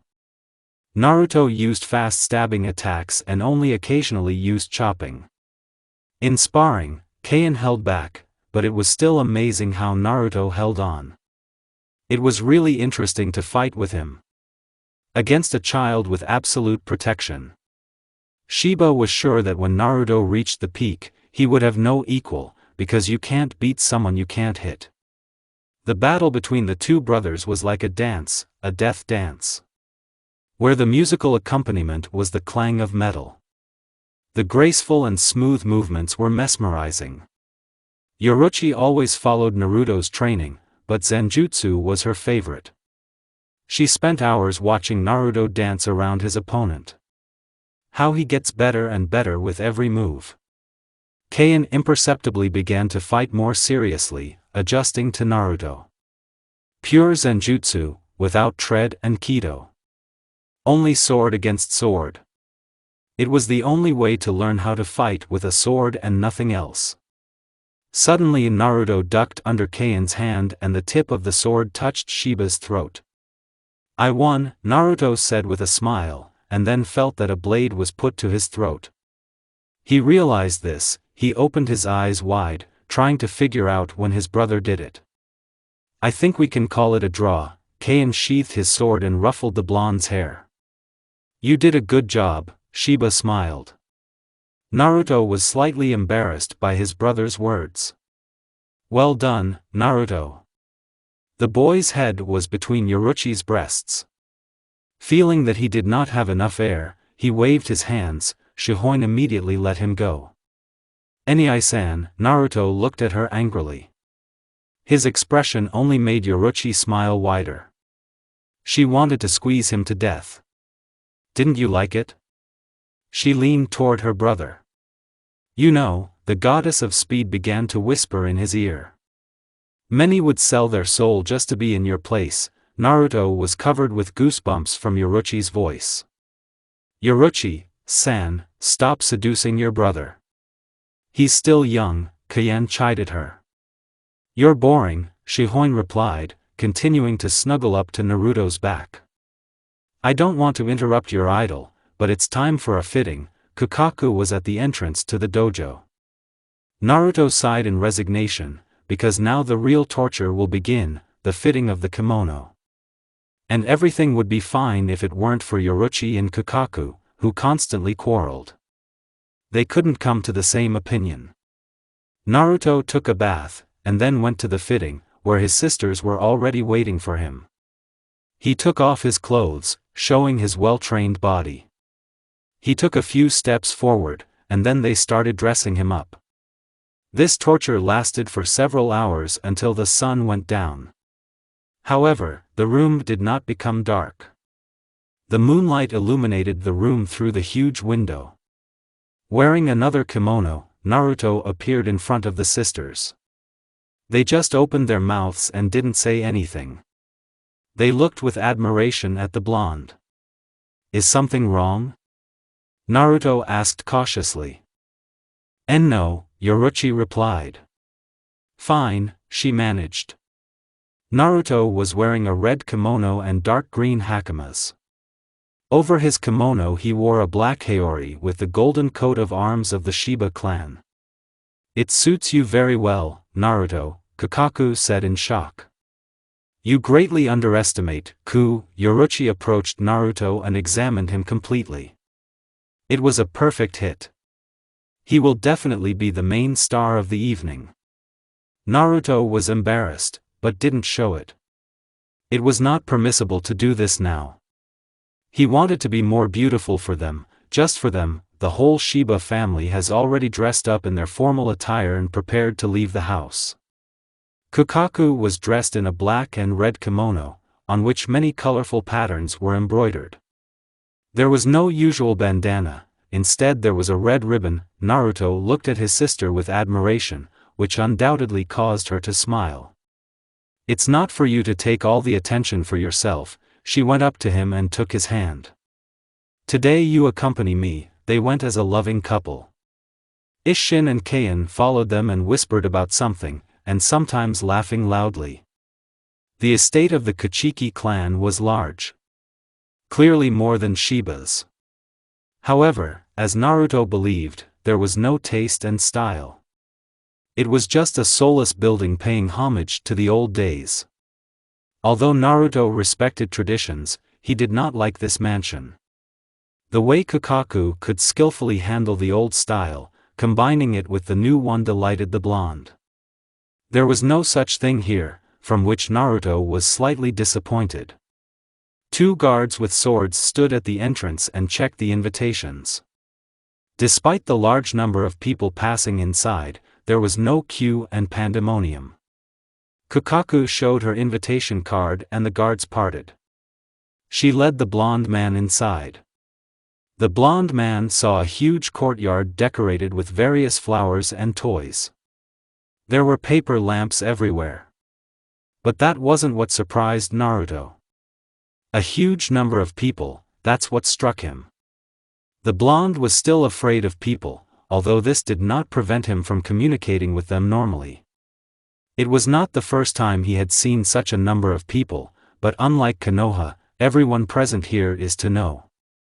Naruto took a deep breath. He was trying to tune into long and tedious conversations that would eventually lead to nothing. However, these conversations could be said to be an integral part of these holidays. Shibadano, a man's voice came from behind. Naruto turned around to look. They obviously did not address Kakaku, because his sister did not even move her ear. A tall man in a pink kimono and a straw hat approached Isshin. He had a cup of sake in his hands. Kiraku, the man greeted with a smile. I see you've already started. Shinsui looked at the cup and laughed out loud.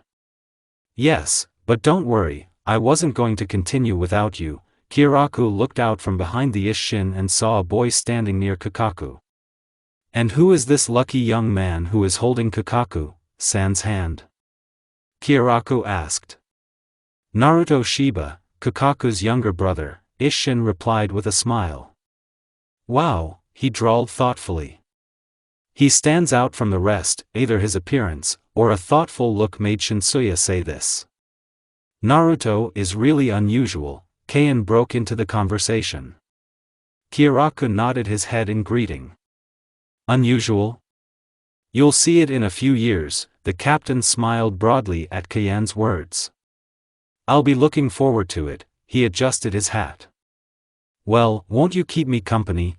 The Shibs left with the captain, because his company is much more pleasant than the others. Kakaku Shiba, a tall man in a beautiful white kimono with a kansekin, greeted indifferently. Byakuya Kuchiki, the girl bowed. It's been a long time since we've seen each other, she pondered or pretended to remember something. Probably since that incident. Kuchiki's face did not express anything, but the air around him turned cold. Yes, it was from that very incident. Fortunately, your involvement has not been proven. He was still speaking calmly. For once, Justice has prevailed in the community of souls, she smiled. Taking this opportunity, I want to introduce my younger brother to you. The boy caught up with his sister. Naruto Shiba, the boy bowed. The man sternly measured him with his eyes, but did not say anything to him. Something about this boy seemed rebellious, but at the same time there was nothing that could surprise, except for those red eyes. Then I'll introduce him to everyone else when I give a speech. Kuchiki quickly left, leaving a satisfied smile on Kakaku's face. You did well, his sister praised him. There's nothing wrong with it, Wani-sama. Naruto's answer caused Kakaku to smile even more. This kid can become Siriidi's greatest enemy using only words. The evening went on quite calmly. Outside, despite the winter, it was quite warm, which was a rarity. Naruto carefully looked at the guests, analyzing their behavior, just as Kakaku taught him. Finally, Kuchiki got up on the stage, and then beckoned Naruto with a gesture. Good evening, the head of the Kuchiki clan said softly, but everyone heard him. Today I have news for you. Naruto got up on the stage and stood next to the captain. There's a new addition to the Shiba clan. He looked at the blonde man. In front of you is the younger brother of Kakaku Shiba, Naruto Shiba. The audience reacted differently, but it was impossible to say that anyone ignored the announcement.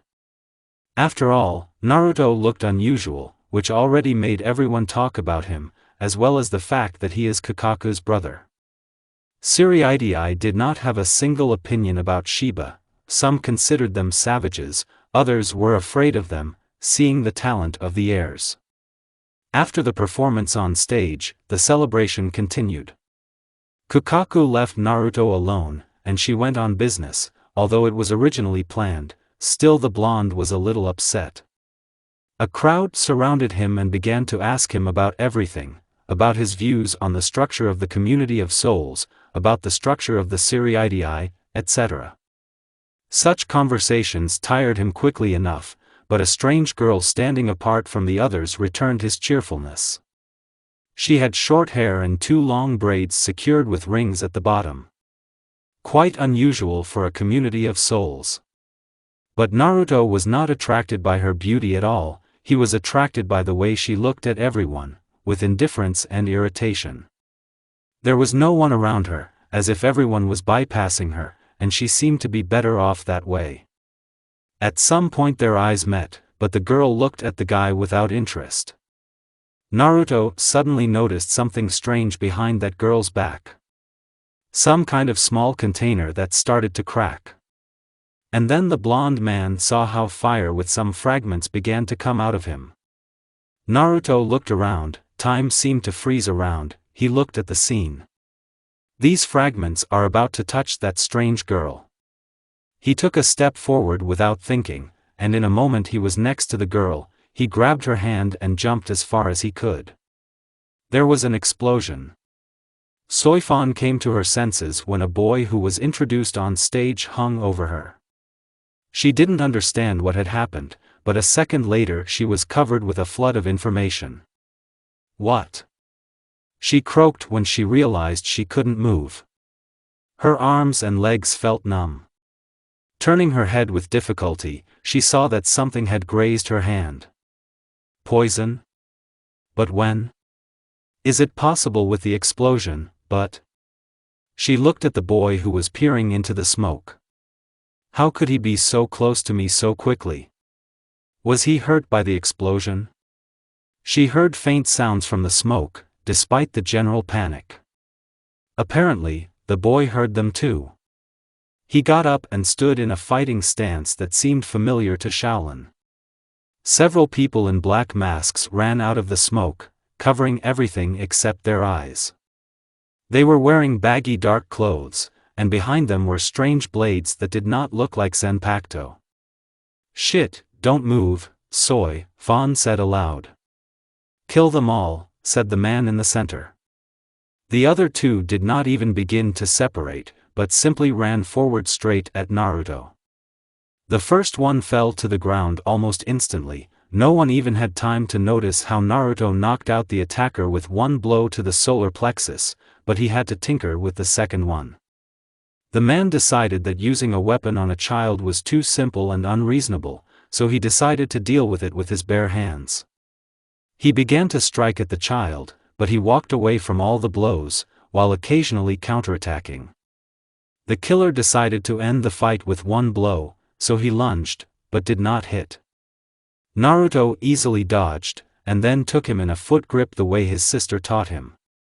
With one movement, he broke his neck. Soifan was lying on the ground and could not believe what was happening in front of her eyes.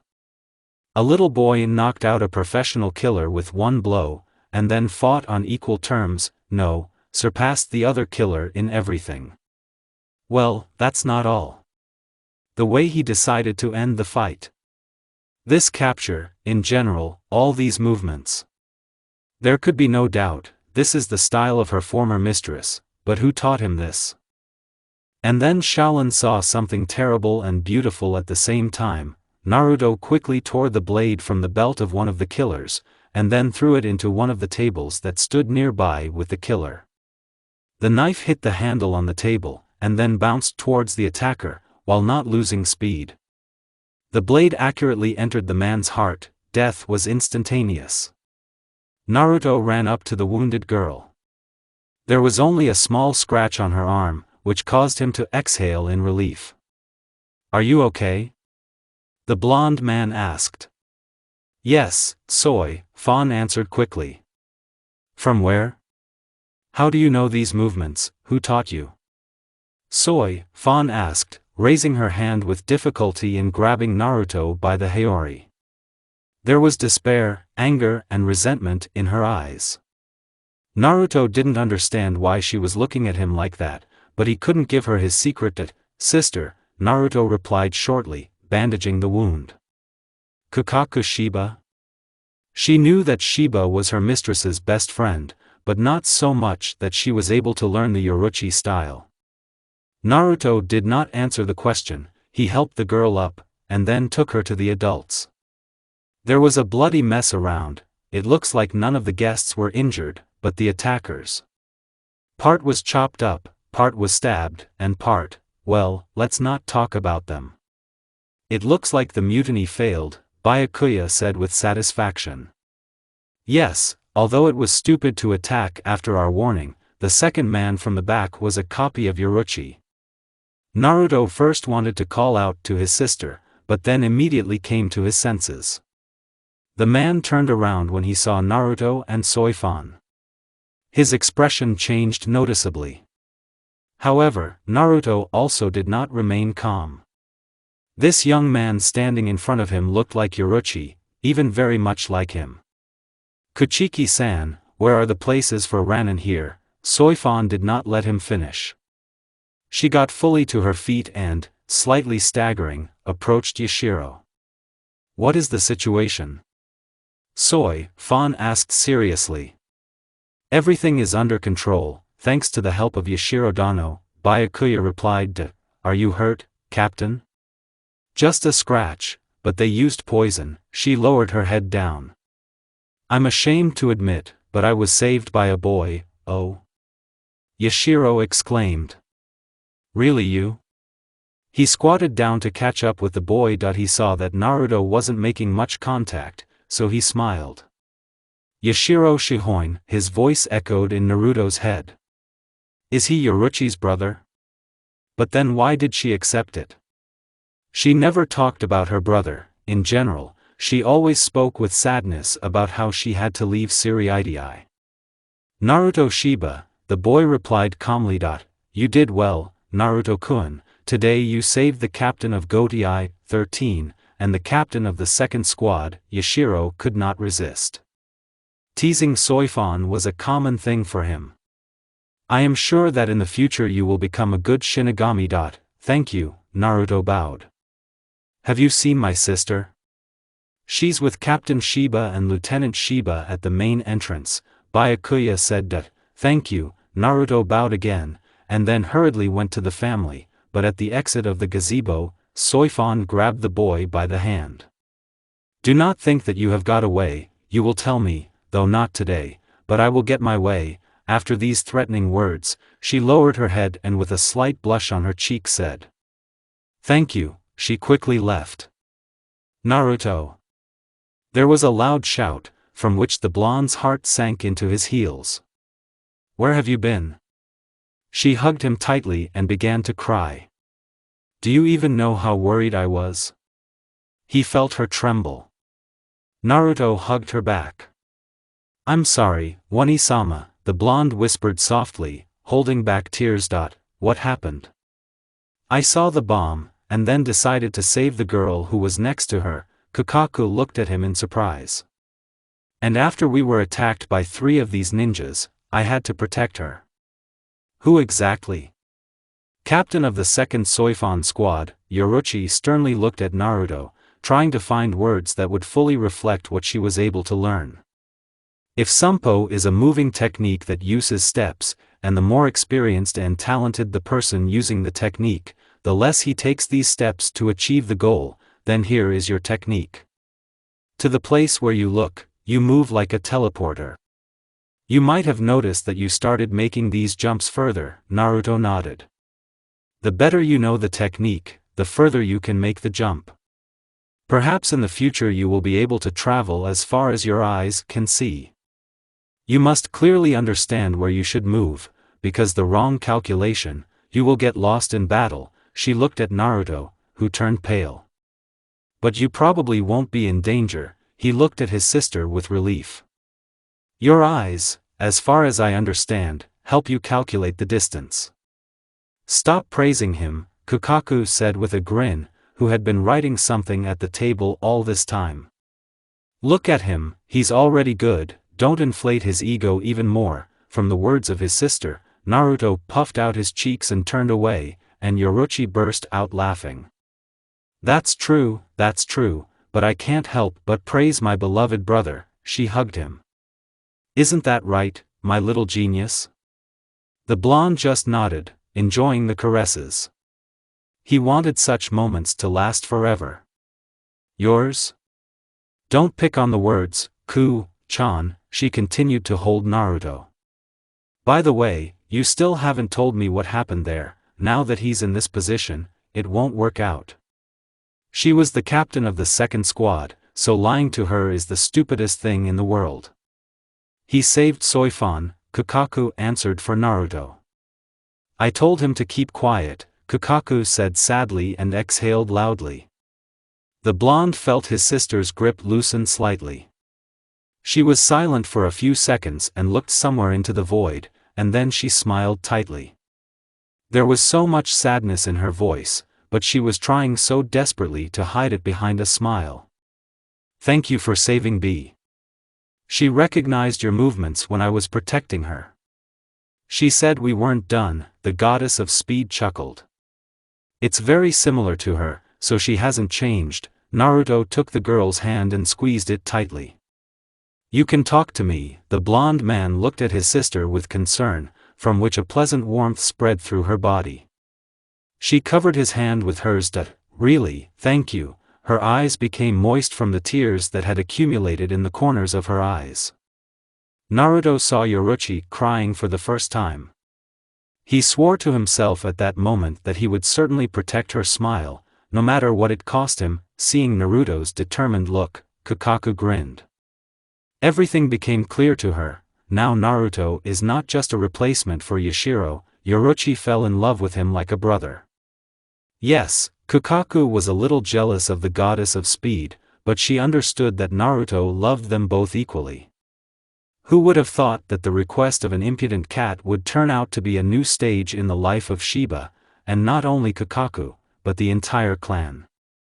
5 years later, Naruto enters the Shinigami Academy.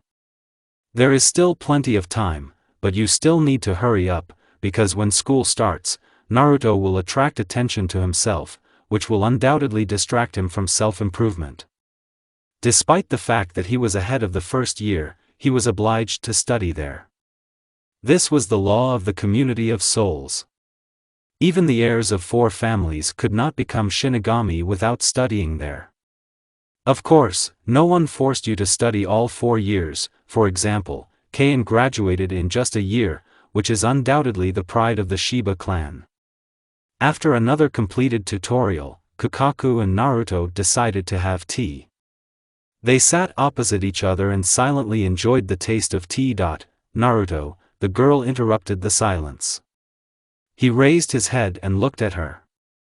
I have a request for you. No, more like a wish. The blonde man looked at Shiba in surprise.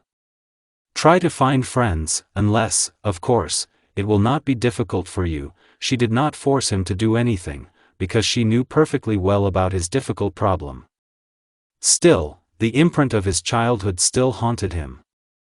Although he could talk calmly with other people not related to his family, it was still difficult for him to become friends with strangers. I can't promise anything, the boy answered honestly. That's all I'm asking of you. Wani-sama, why does brother Eniai-san hate her so much? From this question, Kukaku dropped the cup from her hands. The question was too unexpected. Really, Naruto is a scary kid. He immediately got up to help clean up the shards. You see, Naruto, Shiba paused, trying to find the right words. Their relationship resembled yours. Yoruichi also spoiled her brother, but Yashiro was more persistent than you. In short, he believed that Yoruichi was only his and no one else's. Yoruichi, in turn, could not answer him, because she loved him so much that she was literally ready to become his property. Shiba stopped again, feeling that the air had turned cold. San doesn't belong to anyone, she's not a thing. His voice was filled with menace and malice. However, in the end she made a choice not in his direction. Still, saving her friends was more important to her, because at least everyone survived. But it's not fair. The blonde man raised his voice. Why should she suffer? Because she hurt her dearest people, that's her burden.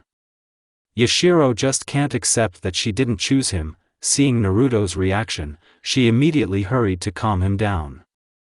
Yashiro is not bad at all, on the contrary, he helps the community of souls, tries for the good of the people. However, it is not surprising, because he was raised by Yoruichi. But he hurt her. Naruto exclaimed. Usually he didn't scream, but sometimes he still let his emotions run wild. Yes, I hurt myself, but, she paused.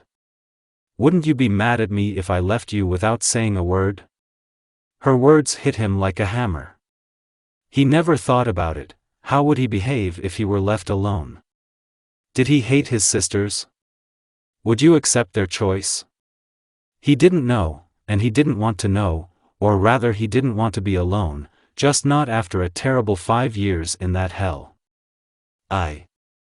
He hesitated. I will never harm her or you, even if the fate of humanity depends on it. I will never do anything like that. He shouted, putting his hand on his heart, and there was a fire of determination in his eyes. The fate of the whole world because of us? A woman's voice came from behind the blonde man. The voice trembled slightly. It was so unlike Yoruichi's voice, but at the same time he felt the warmth from it. Isn't it too much? There was sadness in her voice. She was sure that Naruto would find someone for whom he would go even against his sisters. And this nod at the goddess of speed, the realization that he would grow up and leave her, as she left Soifan and Yashiro. Let them. The world is worth nothing without you. He began to sniffle. If you are not with me, then he could no longer restrain himself. Tears prevented him from seeing the sad smiles of his sisters. He quickly wiped them off, rubbing his eyes red. I can't live, he finished quietly. Naruto was about to fall to his knees, but Yoruichi quickly picked him up and began stroking his head. Hush, hush, Shihoin began to soothe him. Right now Naruto wasn't the playful boy she trained with every day. Now he was a little boy who for the first time thought about what if there was no family, which he had found relatively recently. I will not leave you, as well as Kakaku. Yoruichi looked at the girl standing behind Naruto. Isn't that right? Never. She sat down and hugged the boy from behind, trying to calm him down, warm him with her warmth. At such moments he felt happy, such moments he wanted to protect at all costs, so he squeezed Yoruichi as tightly as possible, trying to remember this feeling. I feel like a forgotten child, Kain said with a slight smile. Come on. You have Miyako. Isshin encouraged his cousin. And he himself. He punched him on the shoulder. I see how you look at them, already drooling. Shiba turned away. You know, if it wasn't for my Miyako, then I would have tried my luck with Yoruichi. From Kain's words, Isshin laughed loudly, interrupting the family idol. Shiba began laughing. Well, you give. You don't stand a chance with Yoruichi-san. Shiba laughed again.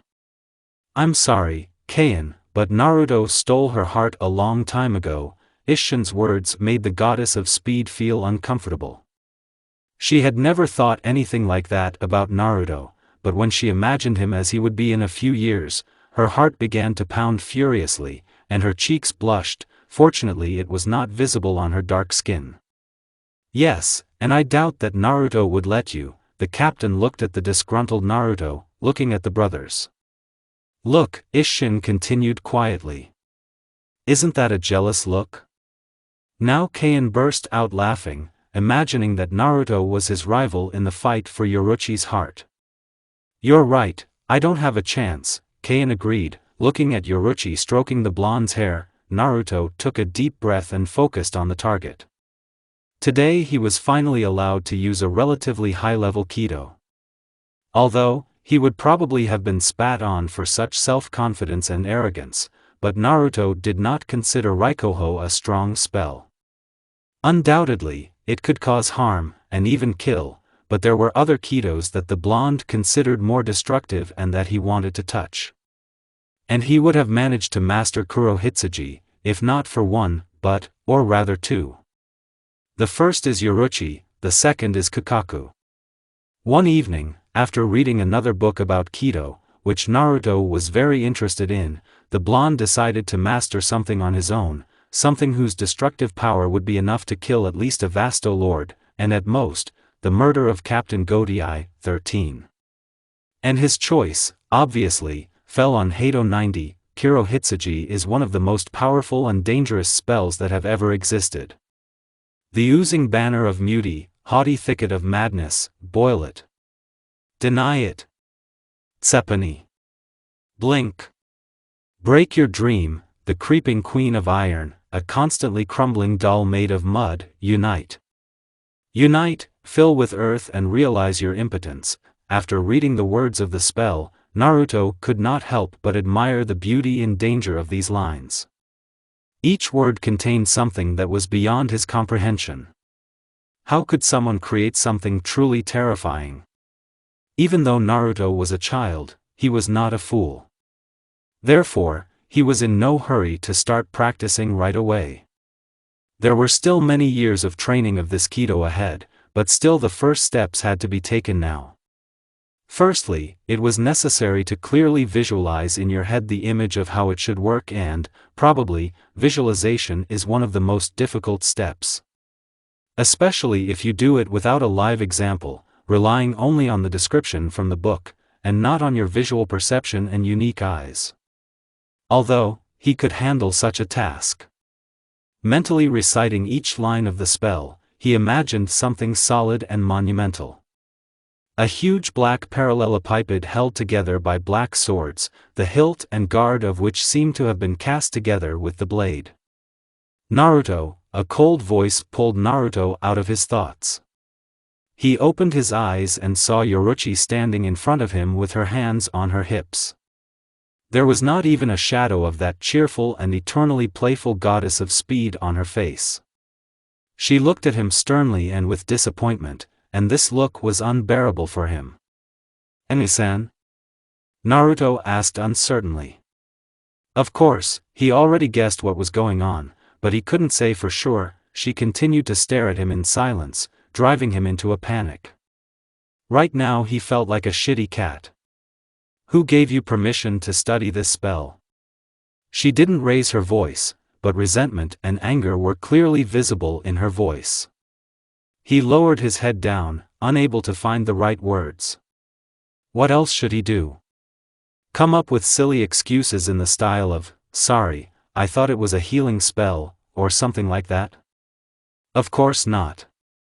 Naruto was to blame. He knew perfectly well that he could not touch these spells, as well as a number of others, and where should he go? He has only mastered Heido 33, so Katsui for a week. I'm sorry, is the only thing he should say, but for some reason he didn't say it. It was obvious to him, so he hoped that Yoruichi would understand it without words. She turned around and walked to the door. Only a fool would seek such power. She went out, leaving him alone. Her words made him feel really lousy. He wanted to get up and run after her, hug her and tell her everything, confess everything, even what he hadn't done, just to cheer her up, just to see her smile again. Again he could not, the body treacherously did not obey, he could not do anything, again he breaks the promise he made to himself. As they say, trouble does not come alone. While Naruto was cursing his weakness, his indecision, Yoruichi stumbled upon Kakaku. "Ichi-chan, tell me it's you." There was no response from the girl. The kind and playful smile immediately disappeared from Shiba's face. She walked briskly into the blonde man's room. She was not like Yoruichi. It was much easier for her to say everything she was thinking to a loved one than Yoruichi, who had a brother complex. The girl broke into her younger brother's room like a hurricane. She didn't yell at him right away because she saw his pale face and drooping appearance. "Well?" Kakaku asked him loudly enough. As expected, there was no answer. He continued to stare at the floor, barely moving his lips. "And why did you upset your sister?" She was pointing at Yoruichi right now. Although she was upset herself, but to a greater extent she was angry. He continued to remain silent, increasingly infuriating Shiba. "Have you swallowed your tongue? Answer me." Kakaku said even louder. "I didn't want to upset her, I wanted to please her, surprise her, but again everything went wrong." On the last words he broke into a scream. "I just wanted you to be proud of me, I didn't even plan to go further." Naruto excused himself. "Your smiles are the most precious treasure for me. I just wanted to see you smiling." He smiled slightly himself.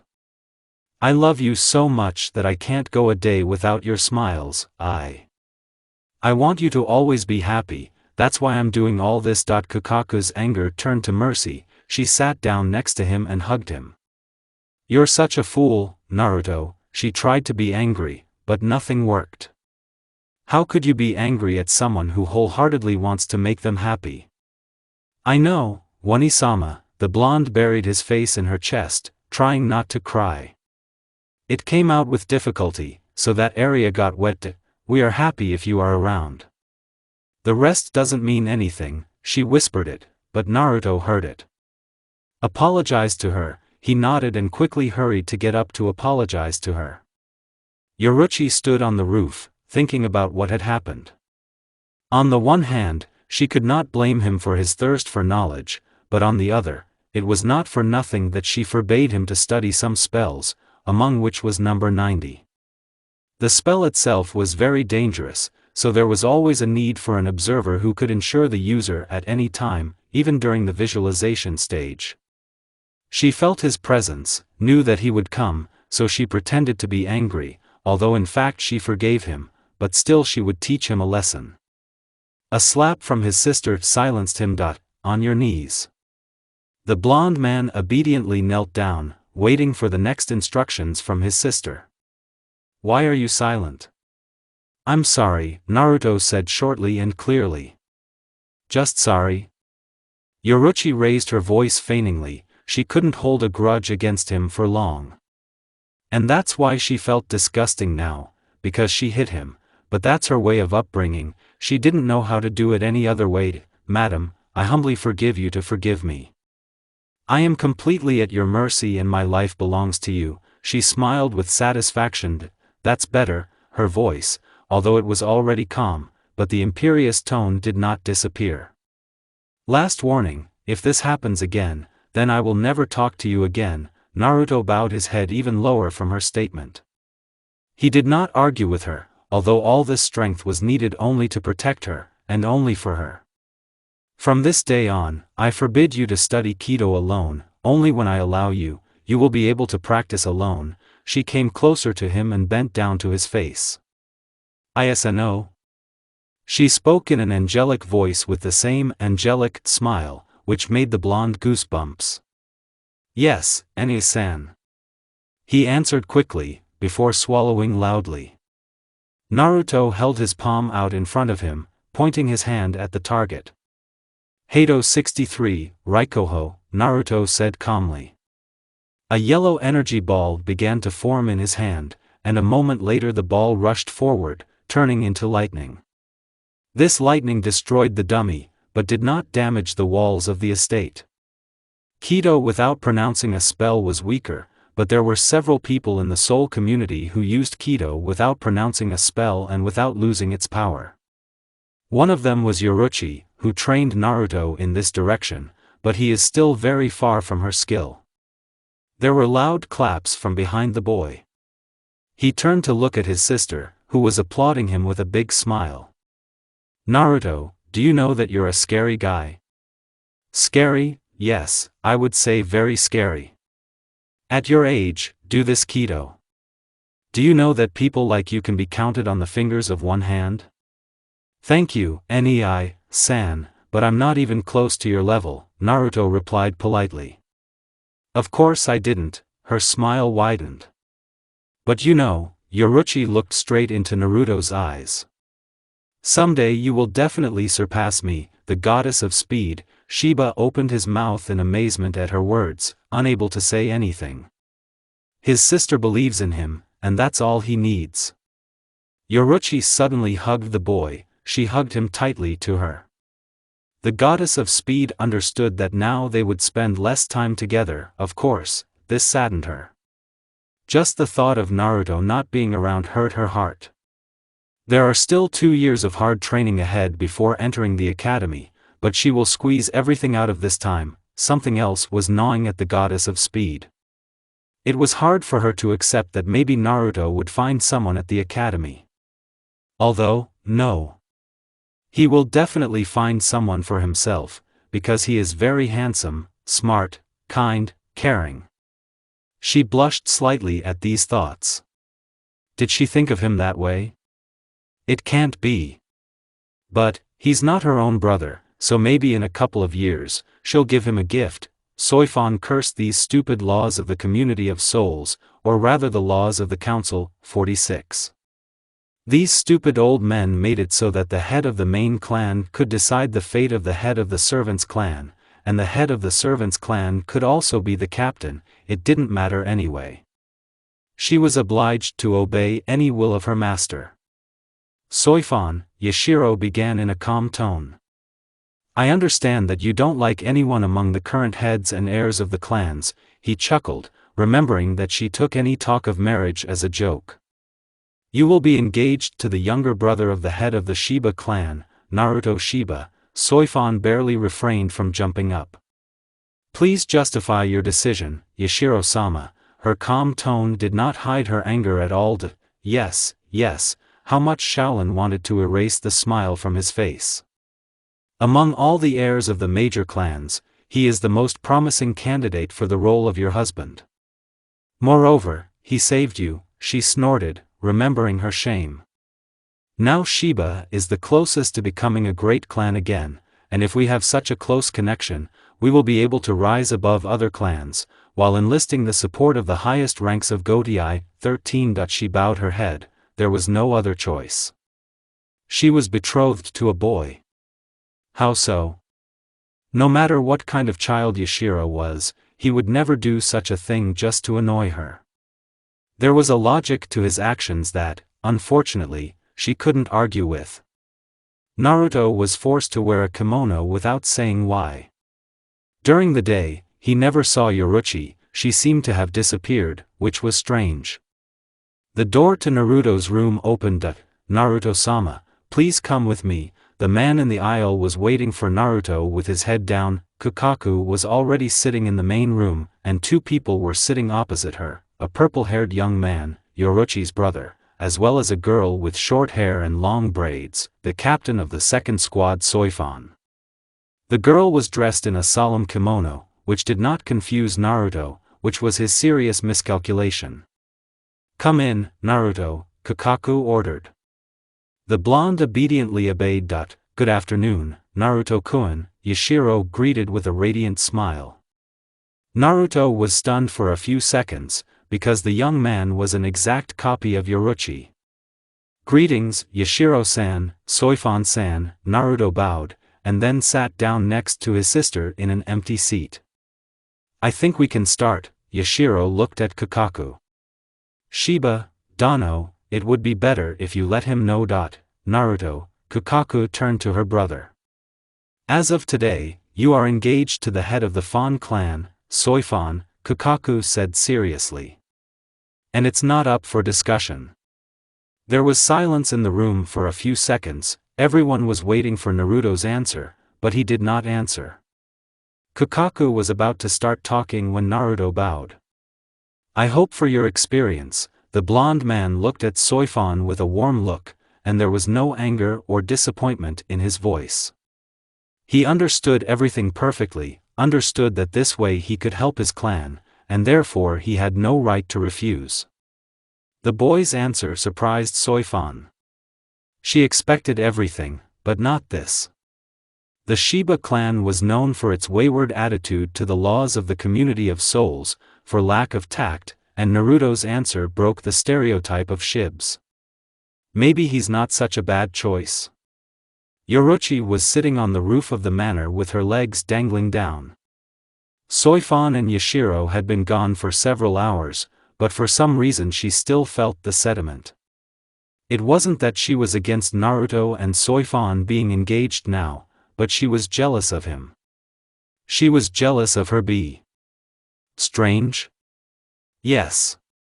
She knew Naruto would find someone, but she didn't expect it so soon.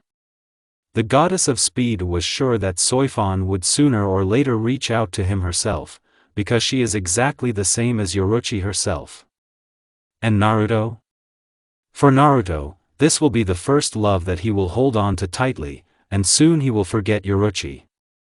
How long are you going to sit here like this? Ishina Yoruchi's voice startled her. Sneaking up on the goddess of speed was an impossible task, but apparently she was so absorbed in her thoughts that she didn't notice Shiba. Is something wrong? Without turning to the captain, the girl asked, Aha, my friend is sad here, Ishin answered with a slight smile and looked at the sunset. It's beautiful. What else should I do? My brother is being taken away from me, she clenched her fists. It's like Yashiro is doing this on purpose, the girl hissed. Brother?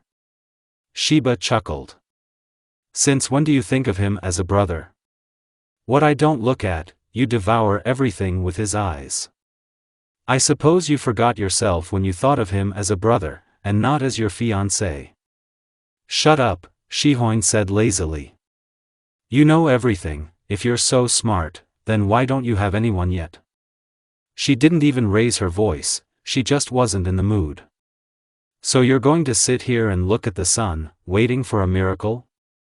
Not in your style. As for me, Ishin still did not detach himself from the girl. What am I supposed to do? Tie him up and rape him? Shiba laughed out loud. If this had been done to me at 13, then I would have been the happiest person in the community of souls. But, you should be more active, stake it out. Yoruchi didn't say anything, she knew what to do, but she was afraid. She was afraid that Naruto would pull away from her or worse, hate her if she started acting still in doubt. Don't let your girlfriend use it against you, Yoruchi suppressed a sudden urge to hit Ishin in the face.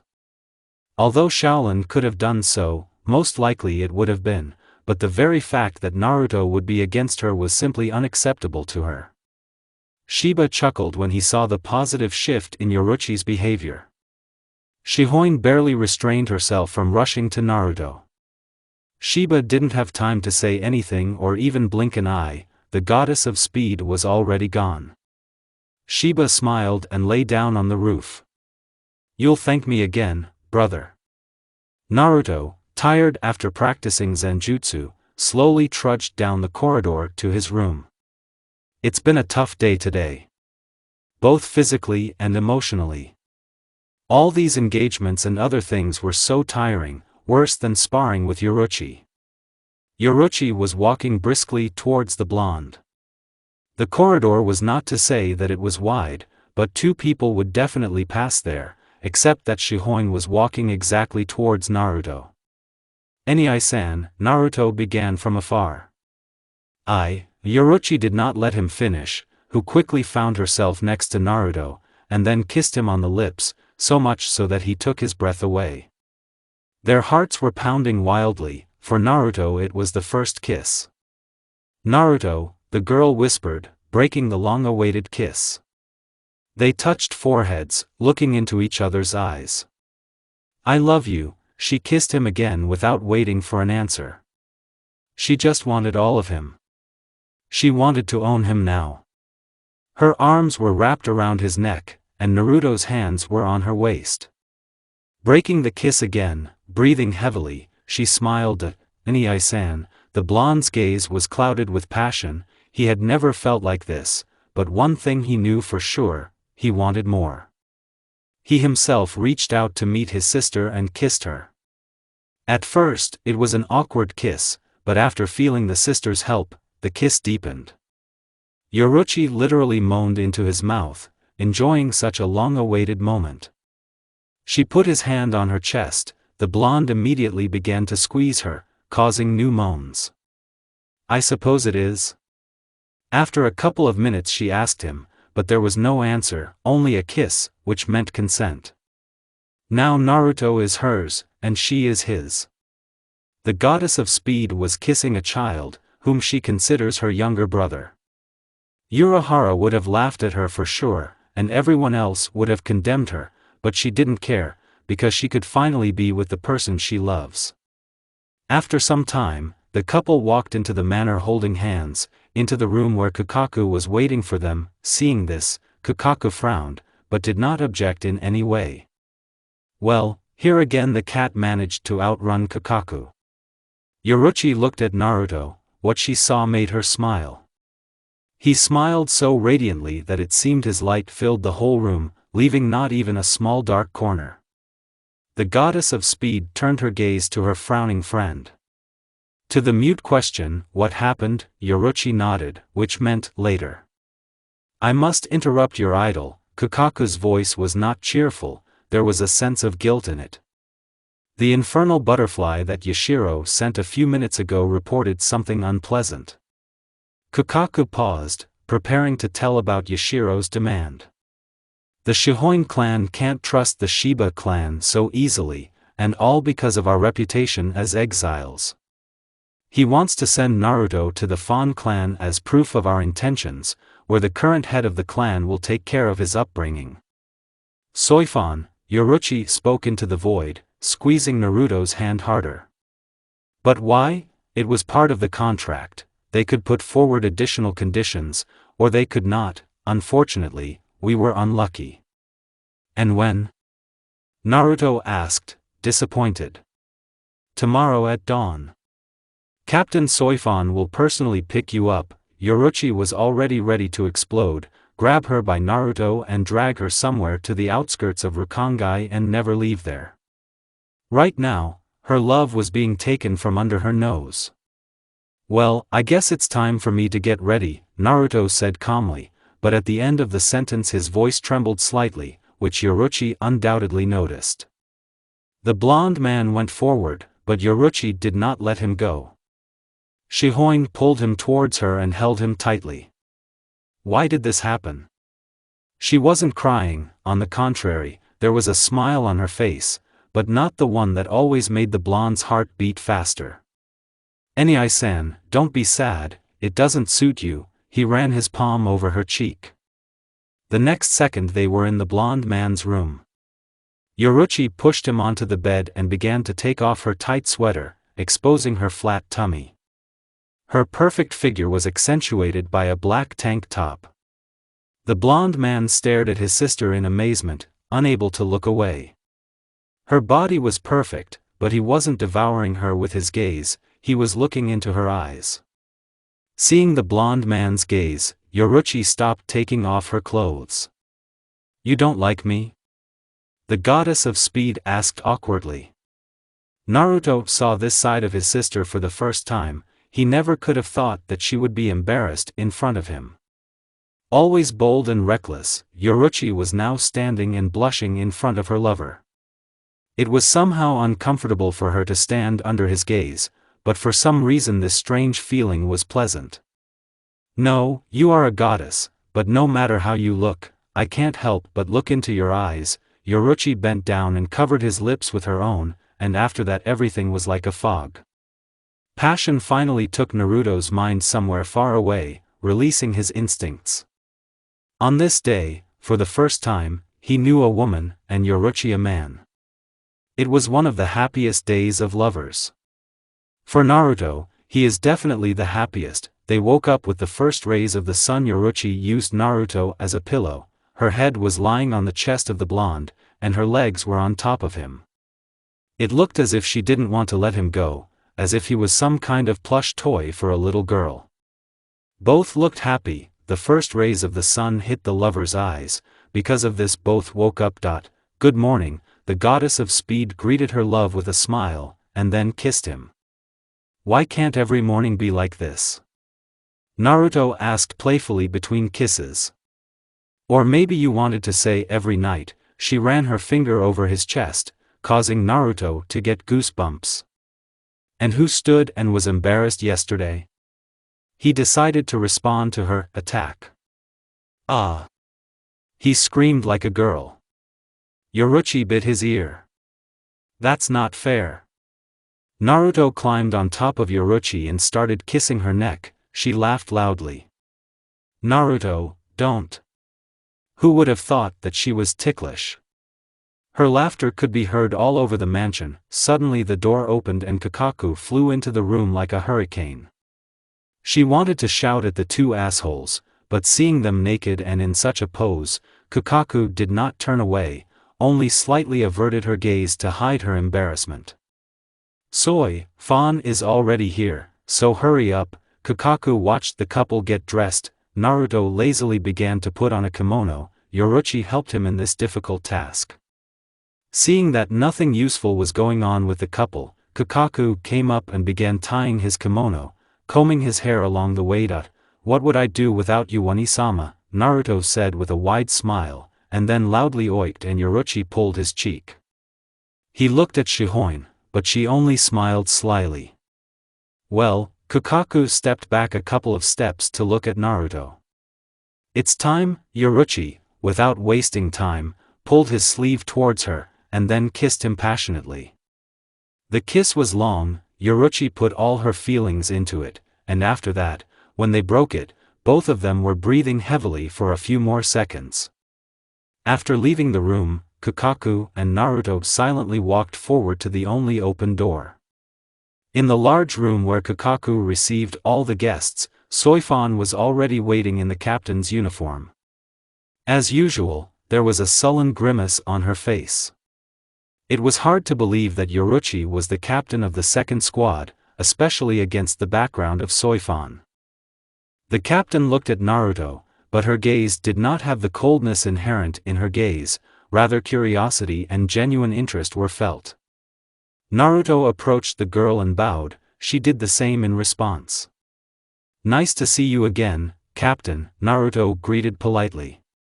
"Let's skip the formalities, we are not strangers to each other now." Indignation was heard in the last words. "All right, Fan," he was somehow embarrassed to say it. Kakaku drew attention to herself. "4 times a year, as we agreed?" Soifan nodded, and then turned around and walked to the exit of the estate. Naruto immediately followed her, after hugging Kakaku. Yoruichi, meanwhile, was sitting on the roof of the estate and watching two people close to her walking away into the distance. Her heart felt lousy, but for some reason she was smiling anyway, and she was happy for Naruto, she didn't know why. I was just proud of him and felt guilty because I put too much on him. Soifan and Naruto walked slowly through the streets of Siriidii. Naruto was surprised that no one was accompanying them, no guards. They walked in silence, even around, it seemed that everything was quiet. When they finally reached the mansion of the Fang clan, Naruto was not at all surprised. The estate was smaller than the Shiba mansion, but it still looked very majestic. The mansion itself was too conservative. No unusual patterns or interesting architectural solutions that emphasized the clan background. Nothing at all. Naruto would never have guessed that the estate of such an influential clan was here if he hadn't been brought here. Entering the estate and reaching the main room, Naruto began to get nervous. There were two places in the room that immediately caught the eye for the clan leaders. One, apparently, is for the head of the Fan clan, and the one that is more expensive is for the Shihoin clan. It would seem such a trifle, but how much it shows the inequality of clans. Soifan sat down in her seat, and Naruto sat down opposite her. She stared at him for several minutes, at his eyes, the scars on his cheeks, wheat-colored hair and a slight half-smile. She was obviously fake, he was taught that way, like everyone else, like her. "Are you mad at me?" the girl asked calmly. "Why should I put forward an additional requirement," she did not even hide such an act. "And why?" Naruto continued to ask with the same volume. In order to find out the truth, Soifan also did not raise her voice, there was not even a hint of any aggression, resentment or irritability. "Those movements, I recognize them, you cannot even hide whose they are," not a single muscle on the blonde's face did not flinch. "The goddess of speed has many followers and disciples, doesn't she?" Naruto hinted at the captain's connection with Yoruichi, the girl with difficulty, but restrained herself in order not to punish the insolent man. "Maybe so, but no one can repeat them with such accuracy, even I couldn't." "So how did you manage to copy them?" "Copy it? I learned it myself, I have been practicing them for many years. My sister, I must say, is a good sensei." His smile became a little wider, this uncertainty with his sisters amused him. "So?" she drawled. "I will find out sooner or later, but as long as you are under my responsibility, I must make you a worthy partner of myself. Do not wait for simple training, I will not spare you, and we will start them right now." She temporarily retreated, realizing that there are too many ambiguities in this story, which do not allow the captain to put together a complete picture of what is happening. She swiftly attacked him, but Naruto managed to evade, but there could be no question of a counterattack. The girl's pressure was too strong, the blonde barely had enough time to dodge. She pushed him until his back hit the wall. There was nowhere to retreat, and Soifan's attacks only became fiercer.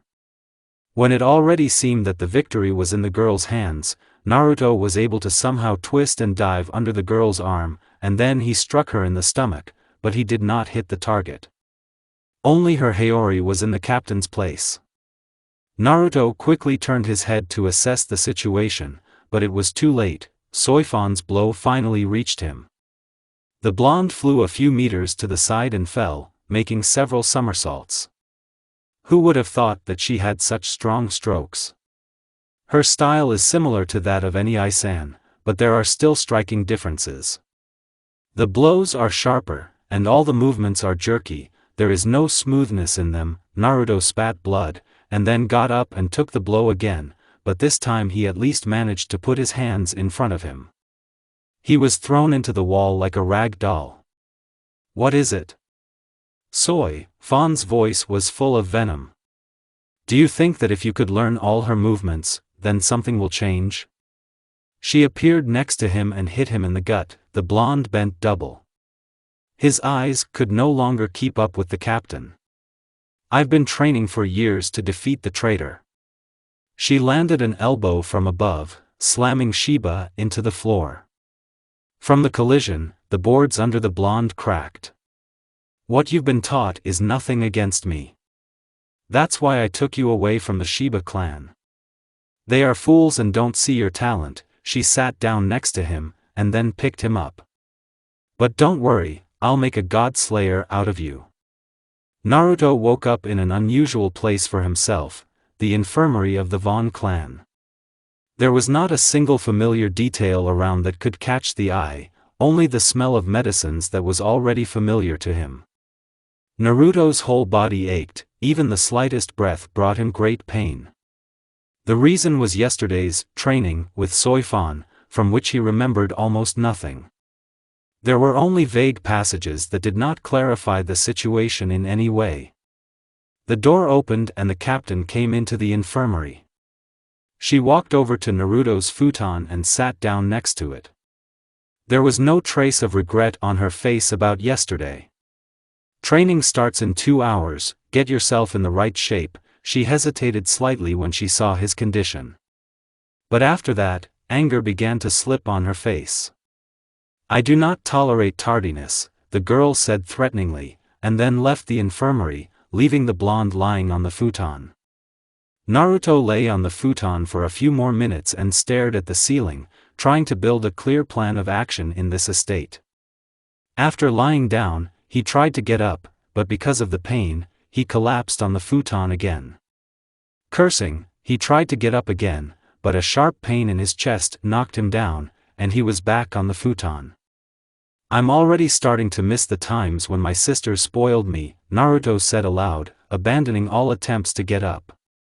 The first training session with Soifan knocked all the arrogance off the blonde. He was just not ready for such harsh training.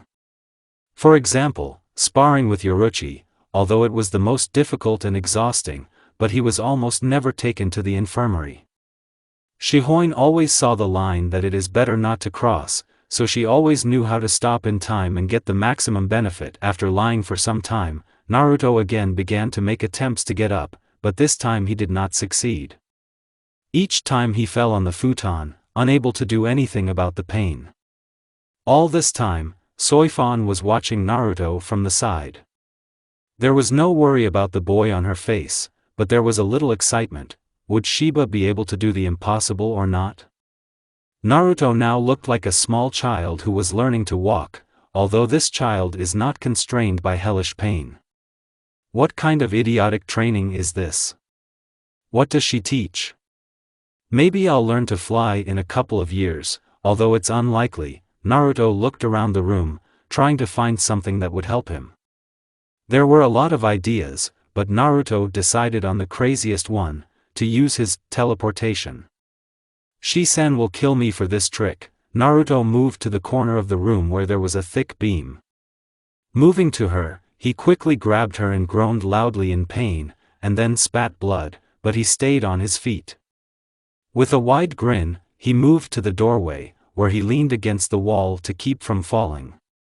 Once in the doorway, it finally dawned on him that he didn't know where to go.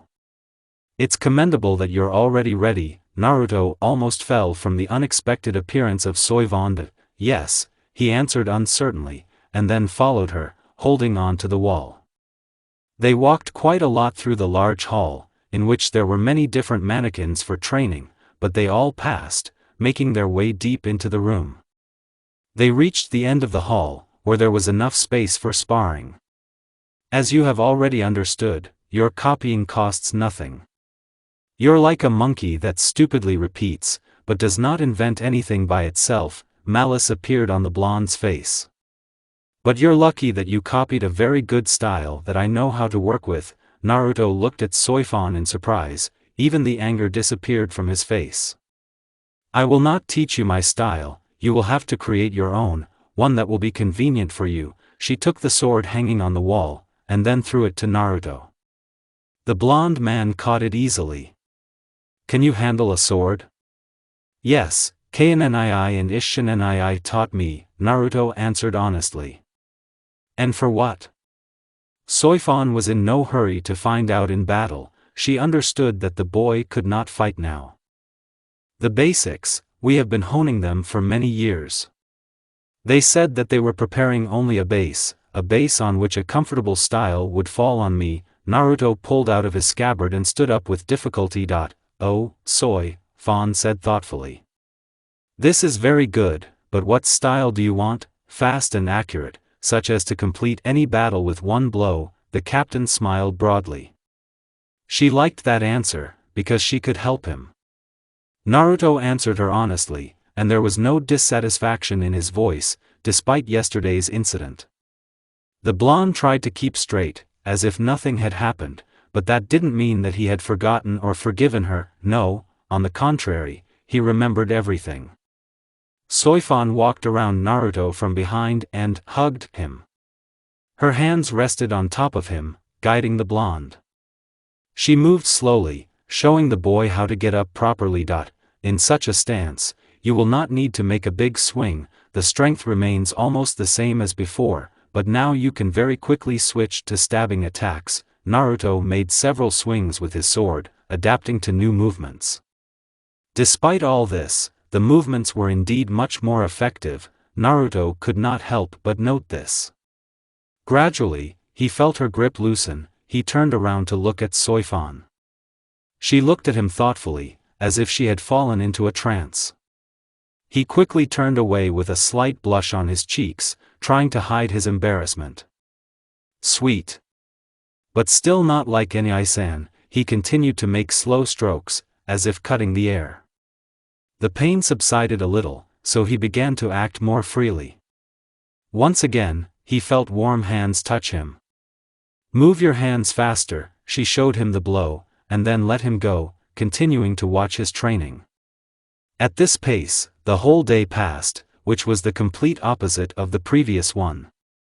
Today, the girl seemed to have been replaced. She behaved quite differently, did not try to take out all her anger on Naruto, was polite as possible, but she never called him by name. Instead she preferred baby. In the evening, after the bathroom, Naruto went to his new teacher's room. Lamps were already lit in the corridor, highlighting old paintings that had nothing interesting for Naruto. Entering the room, he saw a girl without a captain's Haori and Shinigami attire. She was only wearing bandages tightly binding her chest.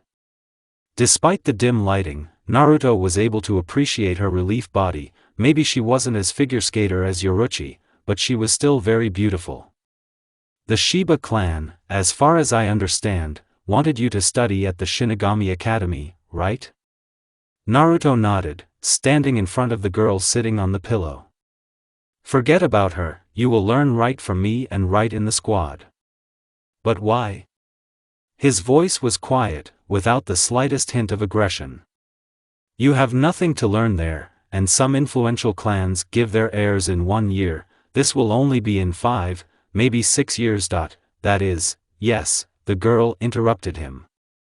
If you want, I will let you go there for a year, but not as a student, but as my subordinate. Is that all? Yes, the blonde man bowed and slowly went to the exit. Tomorrow morning I want to see a full written analysis of your fighting style. I need all the strengths and all the weaknesses. Without a report, we can't start training, okay? He nodded and left the room, leaving the girl alone. At least he's not whining, he's already happy. Naruto, in his room, began to paint the Yoruchi style, as well as the soy background style, which clearly had a lot in common with his sister's style, although many movements were directed just to fight Yoruchi. Naruto barely restrained himself from laughing. It was stupid to paint the weaknesses of the style if you have an opponent with a huge combat experience against you, and Yoruchi is just one of those. And Soifan also understood this, so why did she ask him to do it? With the help of Sharingan, he was able to fully read all the movements of the girl, and now he will be able to find all the weaknesses in order to rebuff her and clean up the name of the Shiba clan. He won't let anyone wipe their feet on him. With the first rays of the sun, Soifan appeared in the blonde's room, in the form of a Shinigami, or to be more precise, in a special version of it developed by Yoruchi. She looked at Naruto. He didn't look very good, bruises under his eyes, tired appearance. Naruto handed her a piece of paper on which everything was very finely painted on the points. The girl immediately began to read, and with each line she read, there was more and more surprise on her face, and when she read everything, she was amazed. Naruto wrote about such things that were known only to her and Yoruchi, and some moments became a revelation for her at all. So he wasn't just copying her style. He thoroughly studied it, every moment of it. However, he was unable to fix some things. Naruto, you are incredible. For the first time she uttered his name, though so far only in her thoughts, but this was already the first step towards accepting him. Rest, Soifan said sternly, and then quickly left his room. She was standing at his door, her fists clenched. It was hard for her to accept that he had such a talent that she didn't have. However, she did not succumb to envy. She will help him discover his talent, so that later he will help her defeat her most important enemy. She would be as good a teacher to him as Yoruchi was to him, only she wouldn't betray him. Naruto obeyed the captain's order and lay down on the futon. Fatigue was taking its toll, his eyelids were heavy, he hardly remained conscious, trying to understand Soifan, but nothing worked. It wasn't like carrot and stick, there was something else that connected her and Yoruchi. A smile appeared on his face. I got involved in a war between girls, and after Naruto fell asleep with a smile on his face. Soifan walked sullenly through the corridors of the academy. All the teachers bowed to her and smiled politely. She hated those fake smiles, that's why she wouldn't send Naruto here. He has nothing to do here. She opened the door. An elderly man was sitting in the room. He looked to be in his 60s, but appearance in the community of souls is a deceptive thing. The old man was dressed in a kimono, and there was a bald spot on his head, which he did not hide. Sadao-san, hello, the girl bowed to the old man. Ah, Captain Soifan, it's been a long time. He turned to her with a smile. Why did you come to me? I need Asachi. Asachi? He asked in surprise. Are you tired of your sword? Not at all, it's for my student, she replied calmly. Wow. You took an apprentice. The old man started coughing. Wow, he said through a cough. Don't surprise me so much, I'm going to die. So what? Ignoring his foolishness, she asked seriously. Of course, he got up from his seat and went to a large closet. Opening the cabinet, a huge array of swords appeared in front of him, all were similar to each other. He took one of them and handed it to the girl. Thank you, and then the girl hurried away. What about the fee, payment? The fact that I keep your activities secret is already a decent payment. And if I tell you about your request?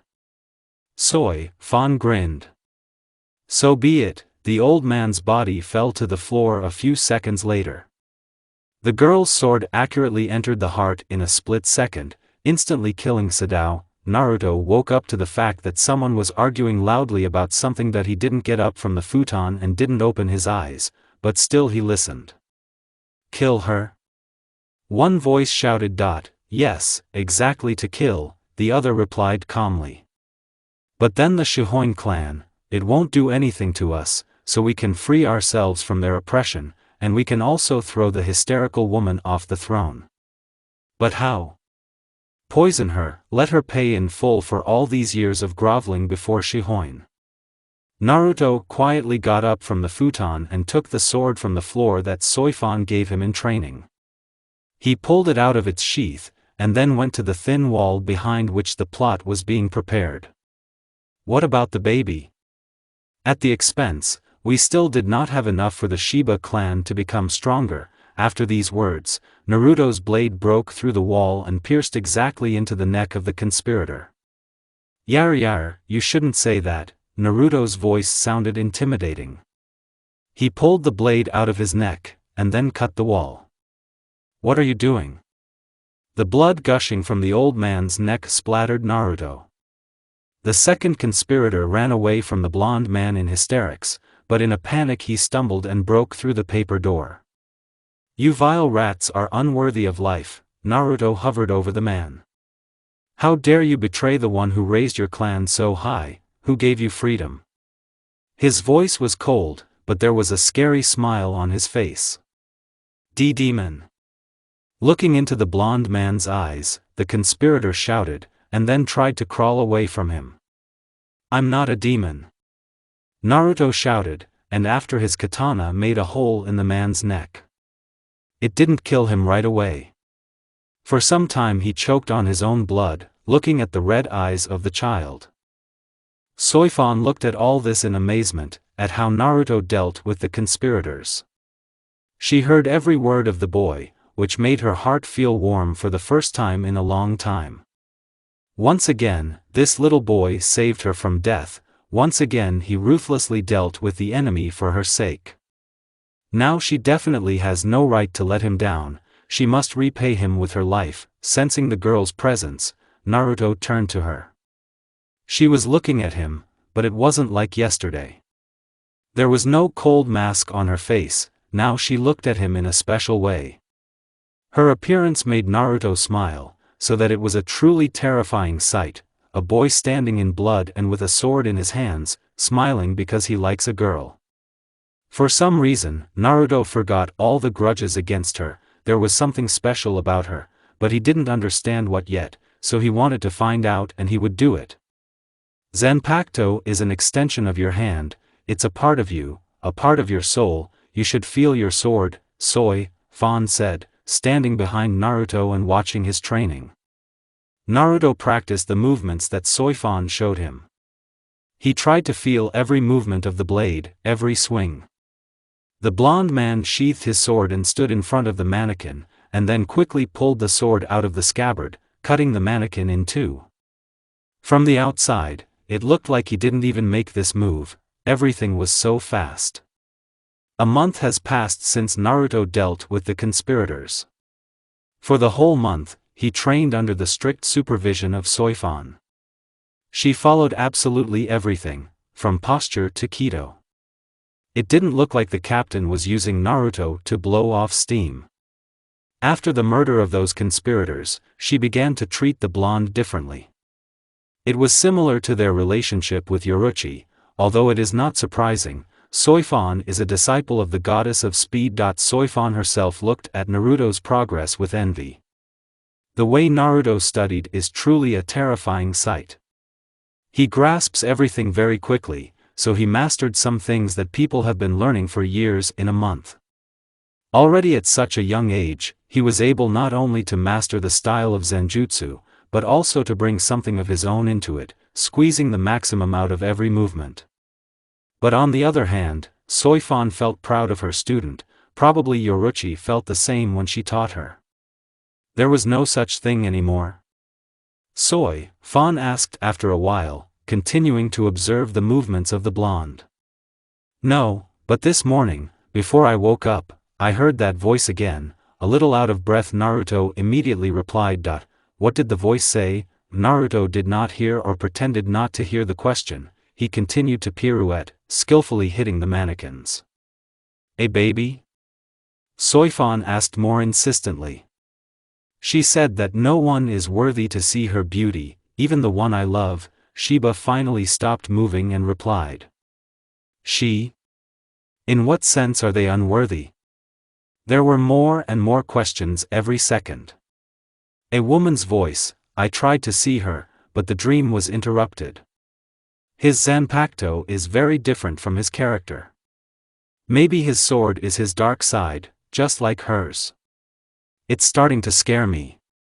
Okay, Soifan defused the situation. That's enough for today. Tomorrow there will be a celebration among the top of Gotei 13, in which only lieutenants and captains and their families will take part, so you have to be ready. Naruto stood outside Soifan's room and waited for her to get dressed.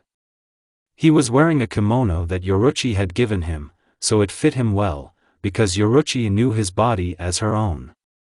After some time, the door opened and the girl came out of her room, and then she stopped in front of Naruto, slightly embarrassed, bumping into his startled look. Is something wrong? Soifan asked softly, looking at the floor. Naruto couldn't say anything. Soifan was now like from another planet. She was too beautiful in that red kimono with patterns and butterflies, and the pink flower in her hair made her too cute. No, you just look too. Do you think I don't know how to be feminine? The captain did not let him continue. Come on, Soifan took his arm. To the surprised look of the blonde, she answered with a slight smile. You're my fiancé, isn't that natural? She managed to turn away in time to hide her slightly flushed cheeks. It was not far from the estate of the Fong clan to the residence of Genryosai Yamamoto, so the couple came even a little earlier than it was necessary, but everyone was already assembled. There were not many people. For example, Isshin brought Kukaku with him, and Keion brought his wife. Some captains did not bring anyone with them at all. Captain Soifang, the man in the pink kimono and straw hat, asked in surprise. Captain Kyoraku, the girl replied calmly. And who is this young man next to you? Not really Naruto-kun. There was a satisfied smile on the man's face and he smelled of alcohol, and he had a cup in his hand. Nice to meet you, Kyoraku-san, Naruto bowed. A prince indeed, the man chuckled. And I thought that everything in this magazine was all fiction. Well, I won't bother you, the man bowed and went to the table. What kind of magazine? Naruto asked quietly. You don't want to know. Naruto came up to the table with Soifan, but he didn't have time to sit down. Someone hugged him tightly from behind, someone very soft. Naruto-kun. Kukaku's voice sent a wave of goosebumps down Naruto's spine. Her-sama. The blonde turned around and hugged her.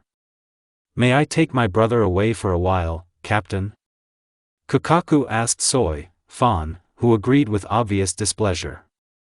Where are you taking me? Kukaku took him somewhere in the very depths of the Commander-in-Chief's garden. Someone wants to see you very much. As soon as she finished, Naruto immediately found himself trapped in Teski. Yoruchi held him tightly, enjoying his presence.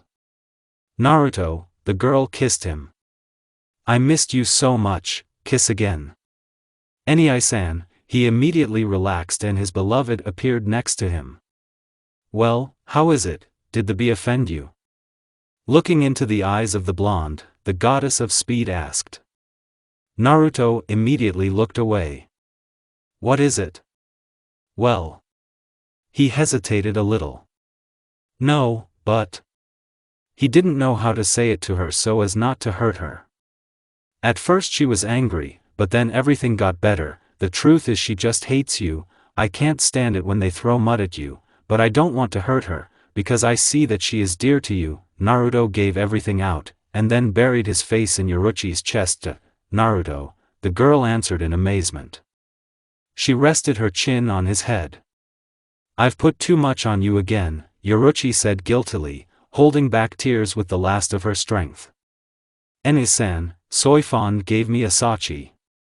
Naruto quickly changed the subject. And I started hearing her voice. Her? The girl asked jealously. And it's not that simple. Kukaku interrupted the couple's conversation. Naruto wasted no time kissing Yoruchi goodbye, and then went with Kukaku to the table. Returning to the table, Naruto sat down next to his fiancée. The evening was boring enough, except that the stories of Kyoraku and Aizen were interesting enough. That's why Naruto didn't fall asleep there. The only thing that kept him awake was the pleasant aftertaste of meeting Yoruchi. Ahem, Soifan stood up, drawing everyone's attention to herself. I know that at such evenings we try not to discuss work, but let me introduce you to my new lieutenant, Naruto Shiba. No one said a word or even moved. It was a real precedent when a child is entrusted with such a position. Captain Soifan, Byakuya broke the awkward silence. The lieutenant should have a shirkai, but does the child have one? Kuchiki asked in his usual emotionless voice. In a month he will come to the exam, where he will show you his shirkai, Soifan answered confidently. But is it really possible to put your future husband as a lieutenant? Nanao asked. It's not spelled out anywhere, so no one objects, Kiraku immediately replied. The evening continued, but now everyone began to question Naruto or discuss him. Soifan deftly managed to draw the attention of the whole Gotei to him. Wait a minute, didn't Naruto-kun save Captain Soifan then? Aizen asked Sasuke. It was immediately clear who did not read the magazine of the Shinigami Women's Association. Yes, exactly. Yukitake exclaimed. It was you. Now it's clear why they call you Prince. It seems that Captain Kiraku's best friend did not share his interests either. The blonde's cheeks turned treacherously red, which caused Ranjaku Matsumoto to have an attack of emotion. Milaha. She tried to hug him, but Aisane Kotetsu held her back, pointing her finger at the evil Soifan. I'm sorry, I don't know what came over me. Era, Naruto-kun, and your eyes, is there clearly something wrong with them? Naruto was revealed, but did not show it. He looked with a smile at a beautiful woman in a blue kimono with black flowers on it. No, there's nothing special about them, except the color, Naruto replied. Anyway, I'm interested in this phenomenon. Could you come to me, say, tomorrow? Naruto had no choice but to nod and agree to it. Thank you, Naruto-kun. Unohana Retsu smiled at the blonde in response. That's a heartbreaker, Kirak said softly to his friend. He's so small, but he's already been able to glue all the girls together. You're right there, Yukitake and Isshin laughed. They like people like Naruto, young and promising, Shiba continued. Unfortunately, Shinsui, this is not about us, Isshin said with difficulty suppressing laughter. At least Sake does not betray us. The friends continued to drink, sitting in a corner. The next day, the whole Siriidii was on its ears because of rumors about a new lieutenant of the second squad. All these rumors madly irritated Soifan, so she was now sitting on pins and needles in her office and filling out documents. Naruto saw all this annoyance of hers, so he tried to behave as quietly as possible. Suddenly the door opened and a tall man came into the room. He was not even close to handsome, ugly facial features, excess weight and other things repulsive to women. Captain! The man shouted, breathing heavily. After some time, he was finally able to stand up straight. Is it true? What exactly? The girl answered coldly, showing with her whole appearance that she did not want to communicate with the newcomer. That the little one will become your lieutenant. The man pointed his finger at Naruto, who was sitting on the couch and reading some reports. Yes, the girl replied without changing her tone. Why? I'm the third officer, after all. My brother served under the legendary Shihoin Yoruchi until you came. And again you want to deprive us of everything? Omida shouted loudly, spraying saliva in all directions. Are you challenging my decision? Fawn looked up from her papers and raised her cold and cruel gaze at the man. Not that I dispute, but judge for yourself. He has no experience, and he is small. Maybe it's customary in this squad to put their lovers in high positions, but the Council, 46 will be clearly displeased, and, the man drew attention to Naruto, who got up from the sofa and slowly walked to the door. Naruto walked past the man, as if not noticing him, which only added fuel to the fire. Omida grabbed Shiba's hand and squeezed it tightly to draw attention to himself. Hey, little one, you have to listen to what the elders say. A sadistic smile appeared on the girl's face from the words of the third officer. A second later, there was a loud cry of pain. Naruto broke the man's arm almost in an instant, so Omida, who did not expect this, fell to the ground. Naruto looked at the man contemptuously, and there was a satisfied smile on his face. Yar, what can such garbage demand from the captain? Naruto asked with a grin. You little bastard. Omida got up from the floor and tried to hit Naruto, but the blonde took a step to the side, dodging the blow. The man flew forward, clearly not expecting this from the blonde. Hato 4, Byakurai, Naruto calmly said, putting out his fingers in advance.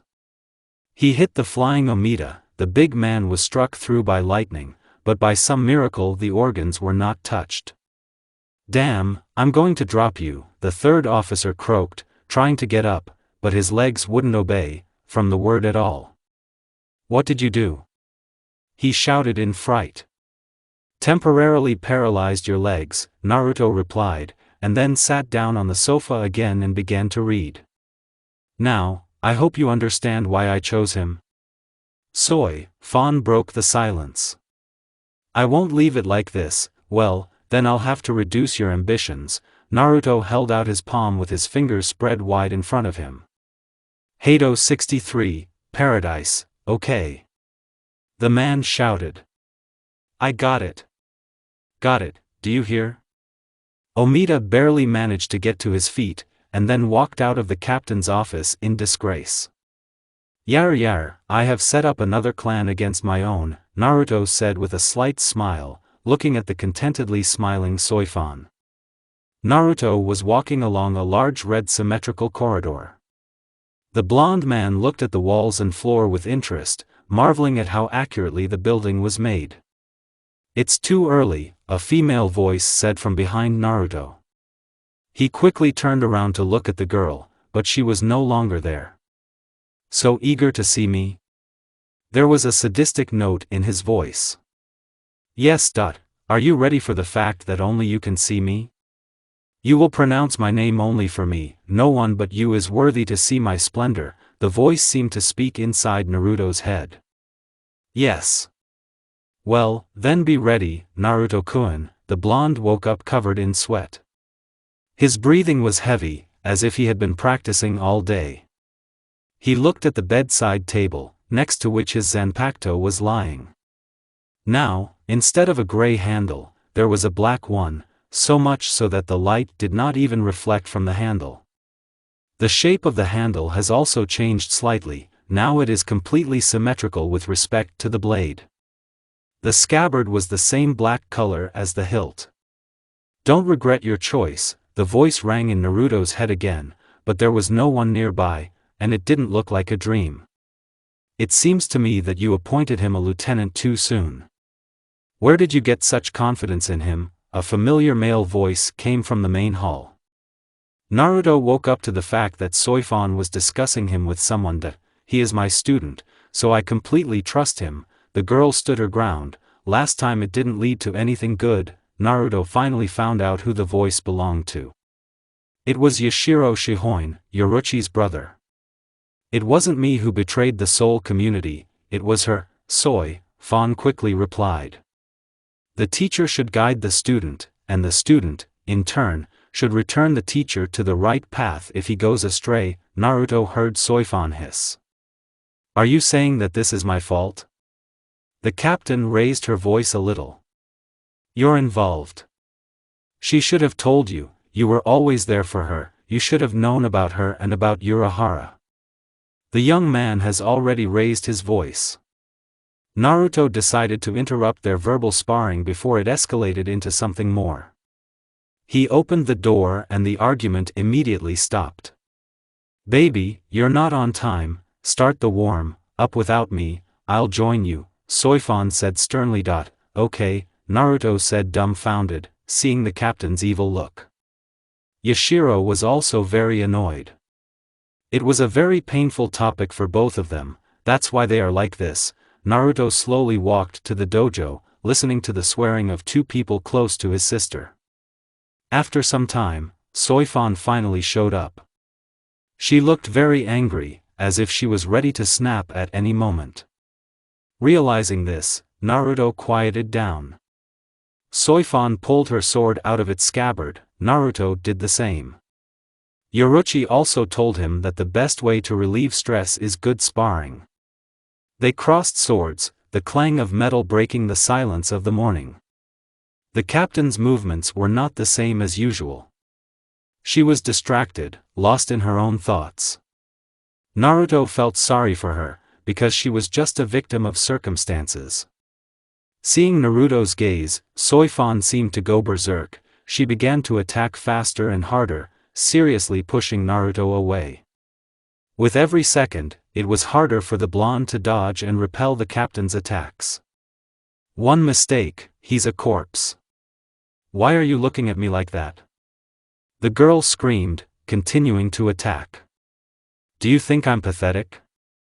These words seriously angered Naruto. This was not at all what Yoruchi had taught him, what she had taught Soifan. Stop crying about your life, pull yourself together, Naruto said seriously, increasing his pressure. Now the noise of the battle did not subside. Shut up. The girl suddenly shouted. You don't know anything. She betrayed me. The girl grazed Naruto's hand, leaving a serious cut. The girl's sword was stained with Naruto's blood. This slut chose Urahara over me. These words made something click inside Naruto. Something changed in the depths of his soul, and then everything froze. Era? An imperious female voice rang out. You're finally ripe. Do you want to kill her? Then call me. Someone hugged Naruto from behind. Come on, you know my name, tell me. Her breath burned. Naruto sheathed his sword, and then turned to the girl. She looked young and was very beautiful, sharp facial features, long black hair and black eyes. The girl was tall and quite shapely. And her pale, almost white, skin gave her some kind of zest. Her sadistic smile did not embarrass Naruto at all, but on the contrary, attracted him. Kill, Shiroikago. The girl's smile became even wider, and then it disappeared. And at that moment, something pushed Naruto forward, and it was so fast that even his eyes could hardly distinguish anything. But one thing he understood for sure, it was necessary to attack. He decided to hit with the hilt of his sword, so as not to kill Soifan inadvertently. And after the impact, something pulled him sharply back, and again at the same speed. It was as if he had returned to his body. The whole action happened in less than an instant. The girl flew forward from a strong blow. And Naruto stood still, only putting his hand on the hilt of the sword. What was that? Soifan asked hoarsely. My sword, Naruto replied rudely. The blonde man left Soifan alone in the dojo. She never got up from the floor, looking at the ceiling and trying to pull herself together. Again she snapped at him, again she showed herself worse than she was. I need to apologize to the little one, she clenched her fists. Now she should try 10 times harder to redeem herself in front of Naruto.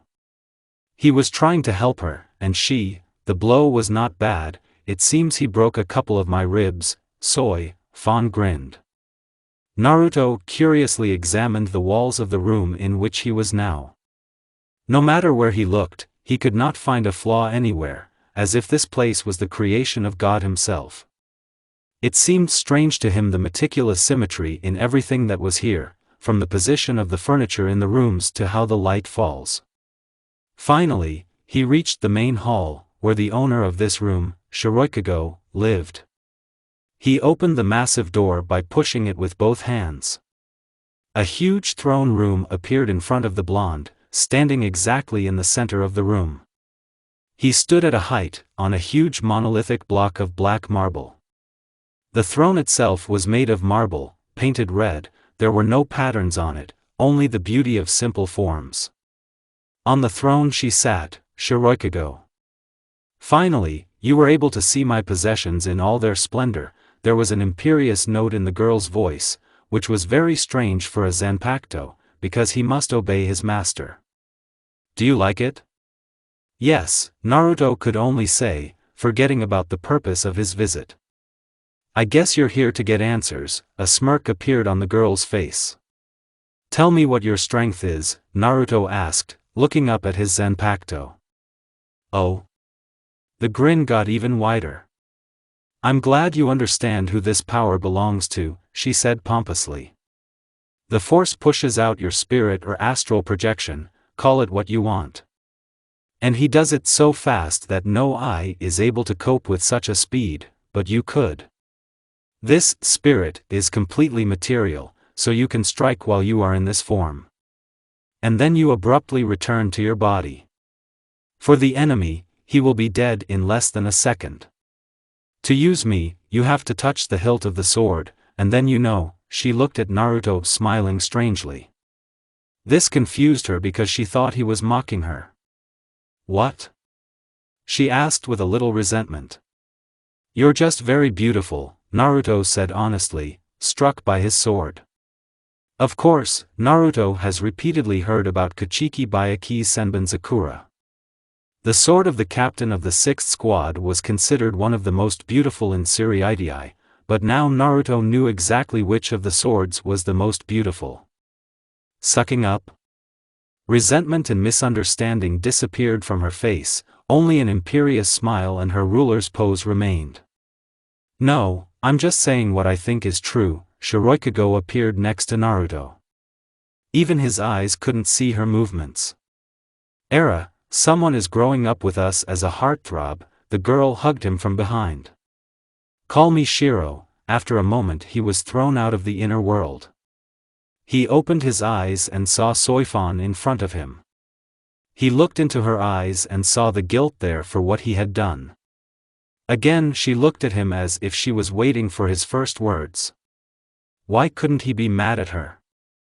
Is it Yoruchi? No, there was something else here. Despite all the words that hurt him, he can't be mad at her.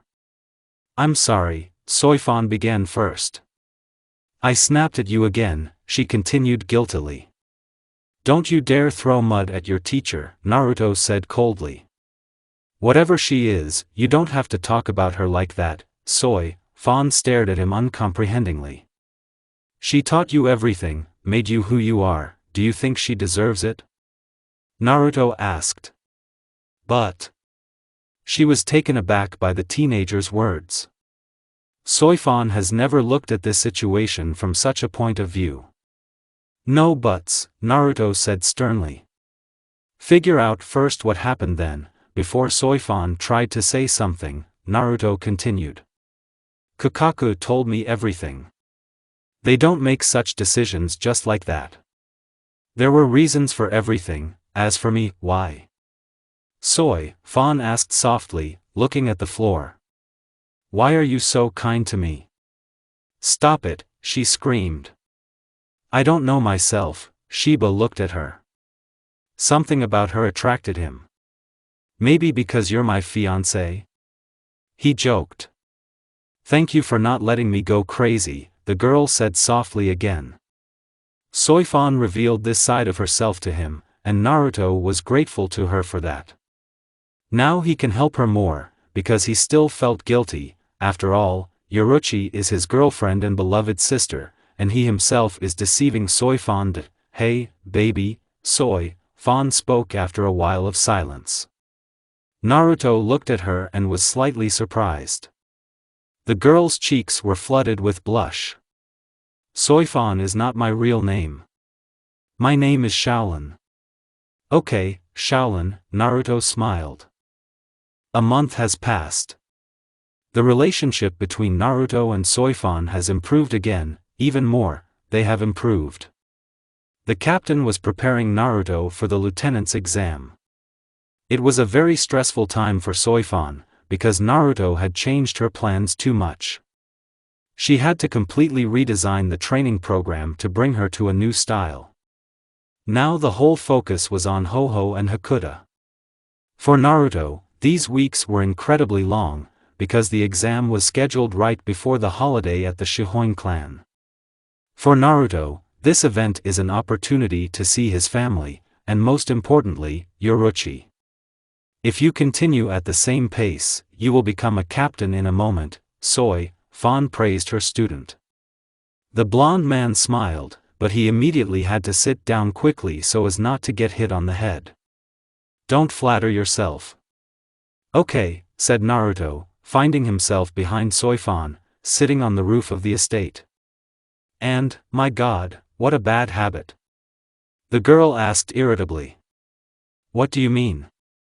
You know everything. Naruto found himself next to Soifan again, only this time he was standing on a wooden post.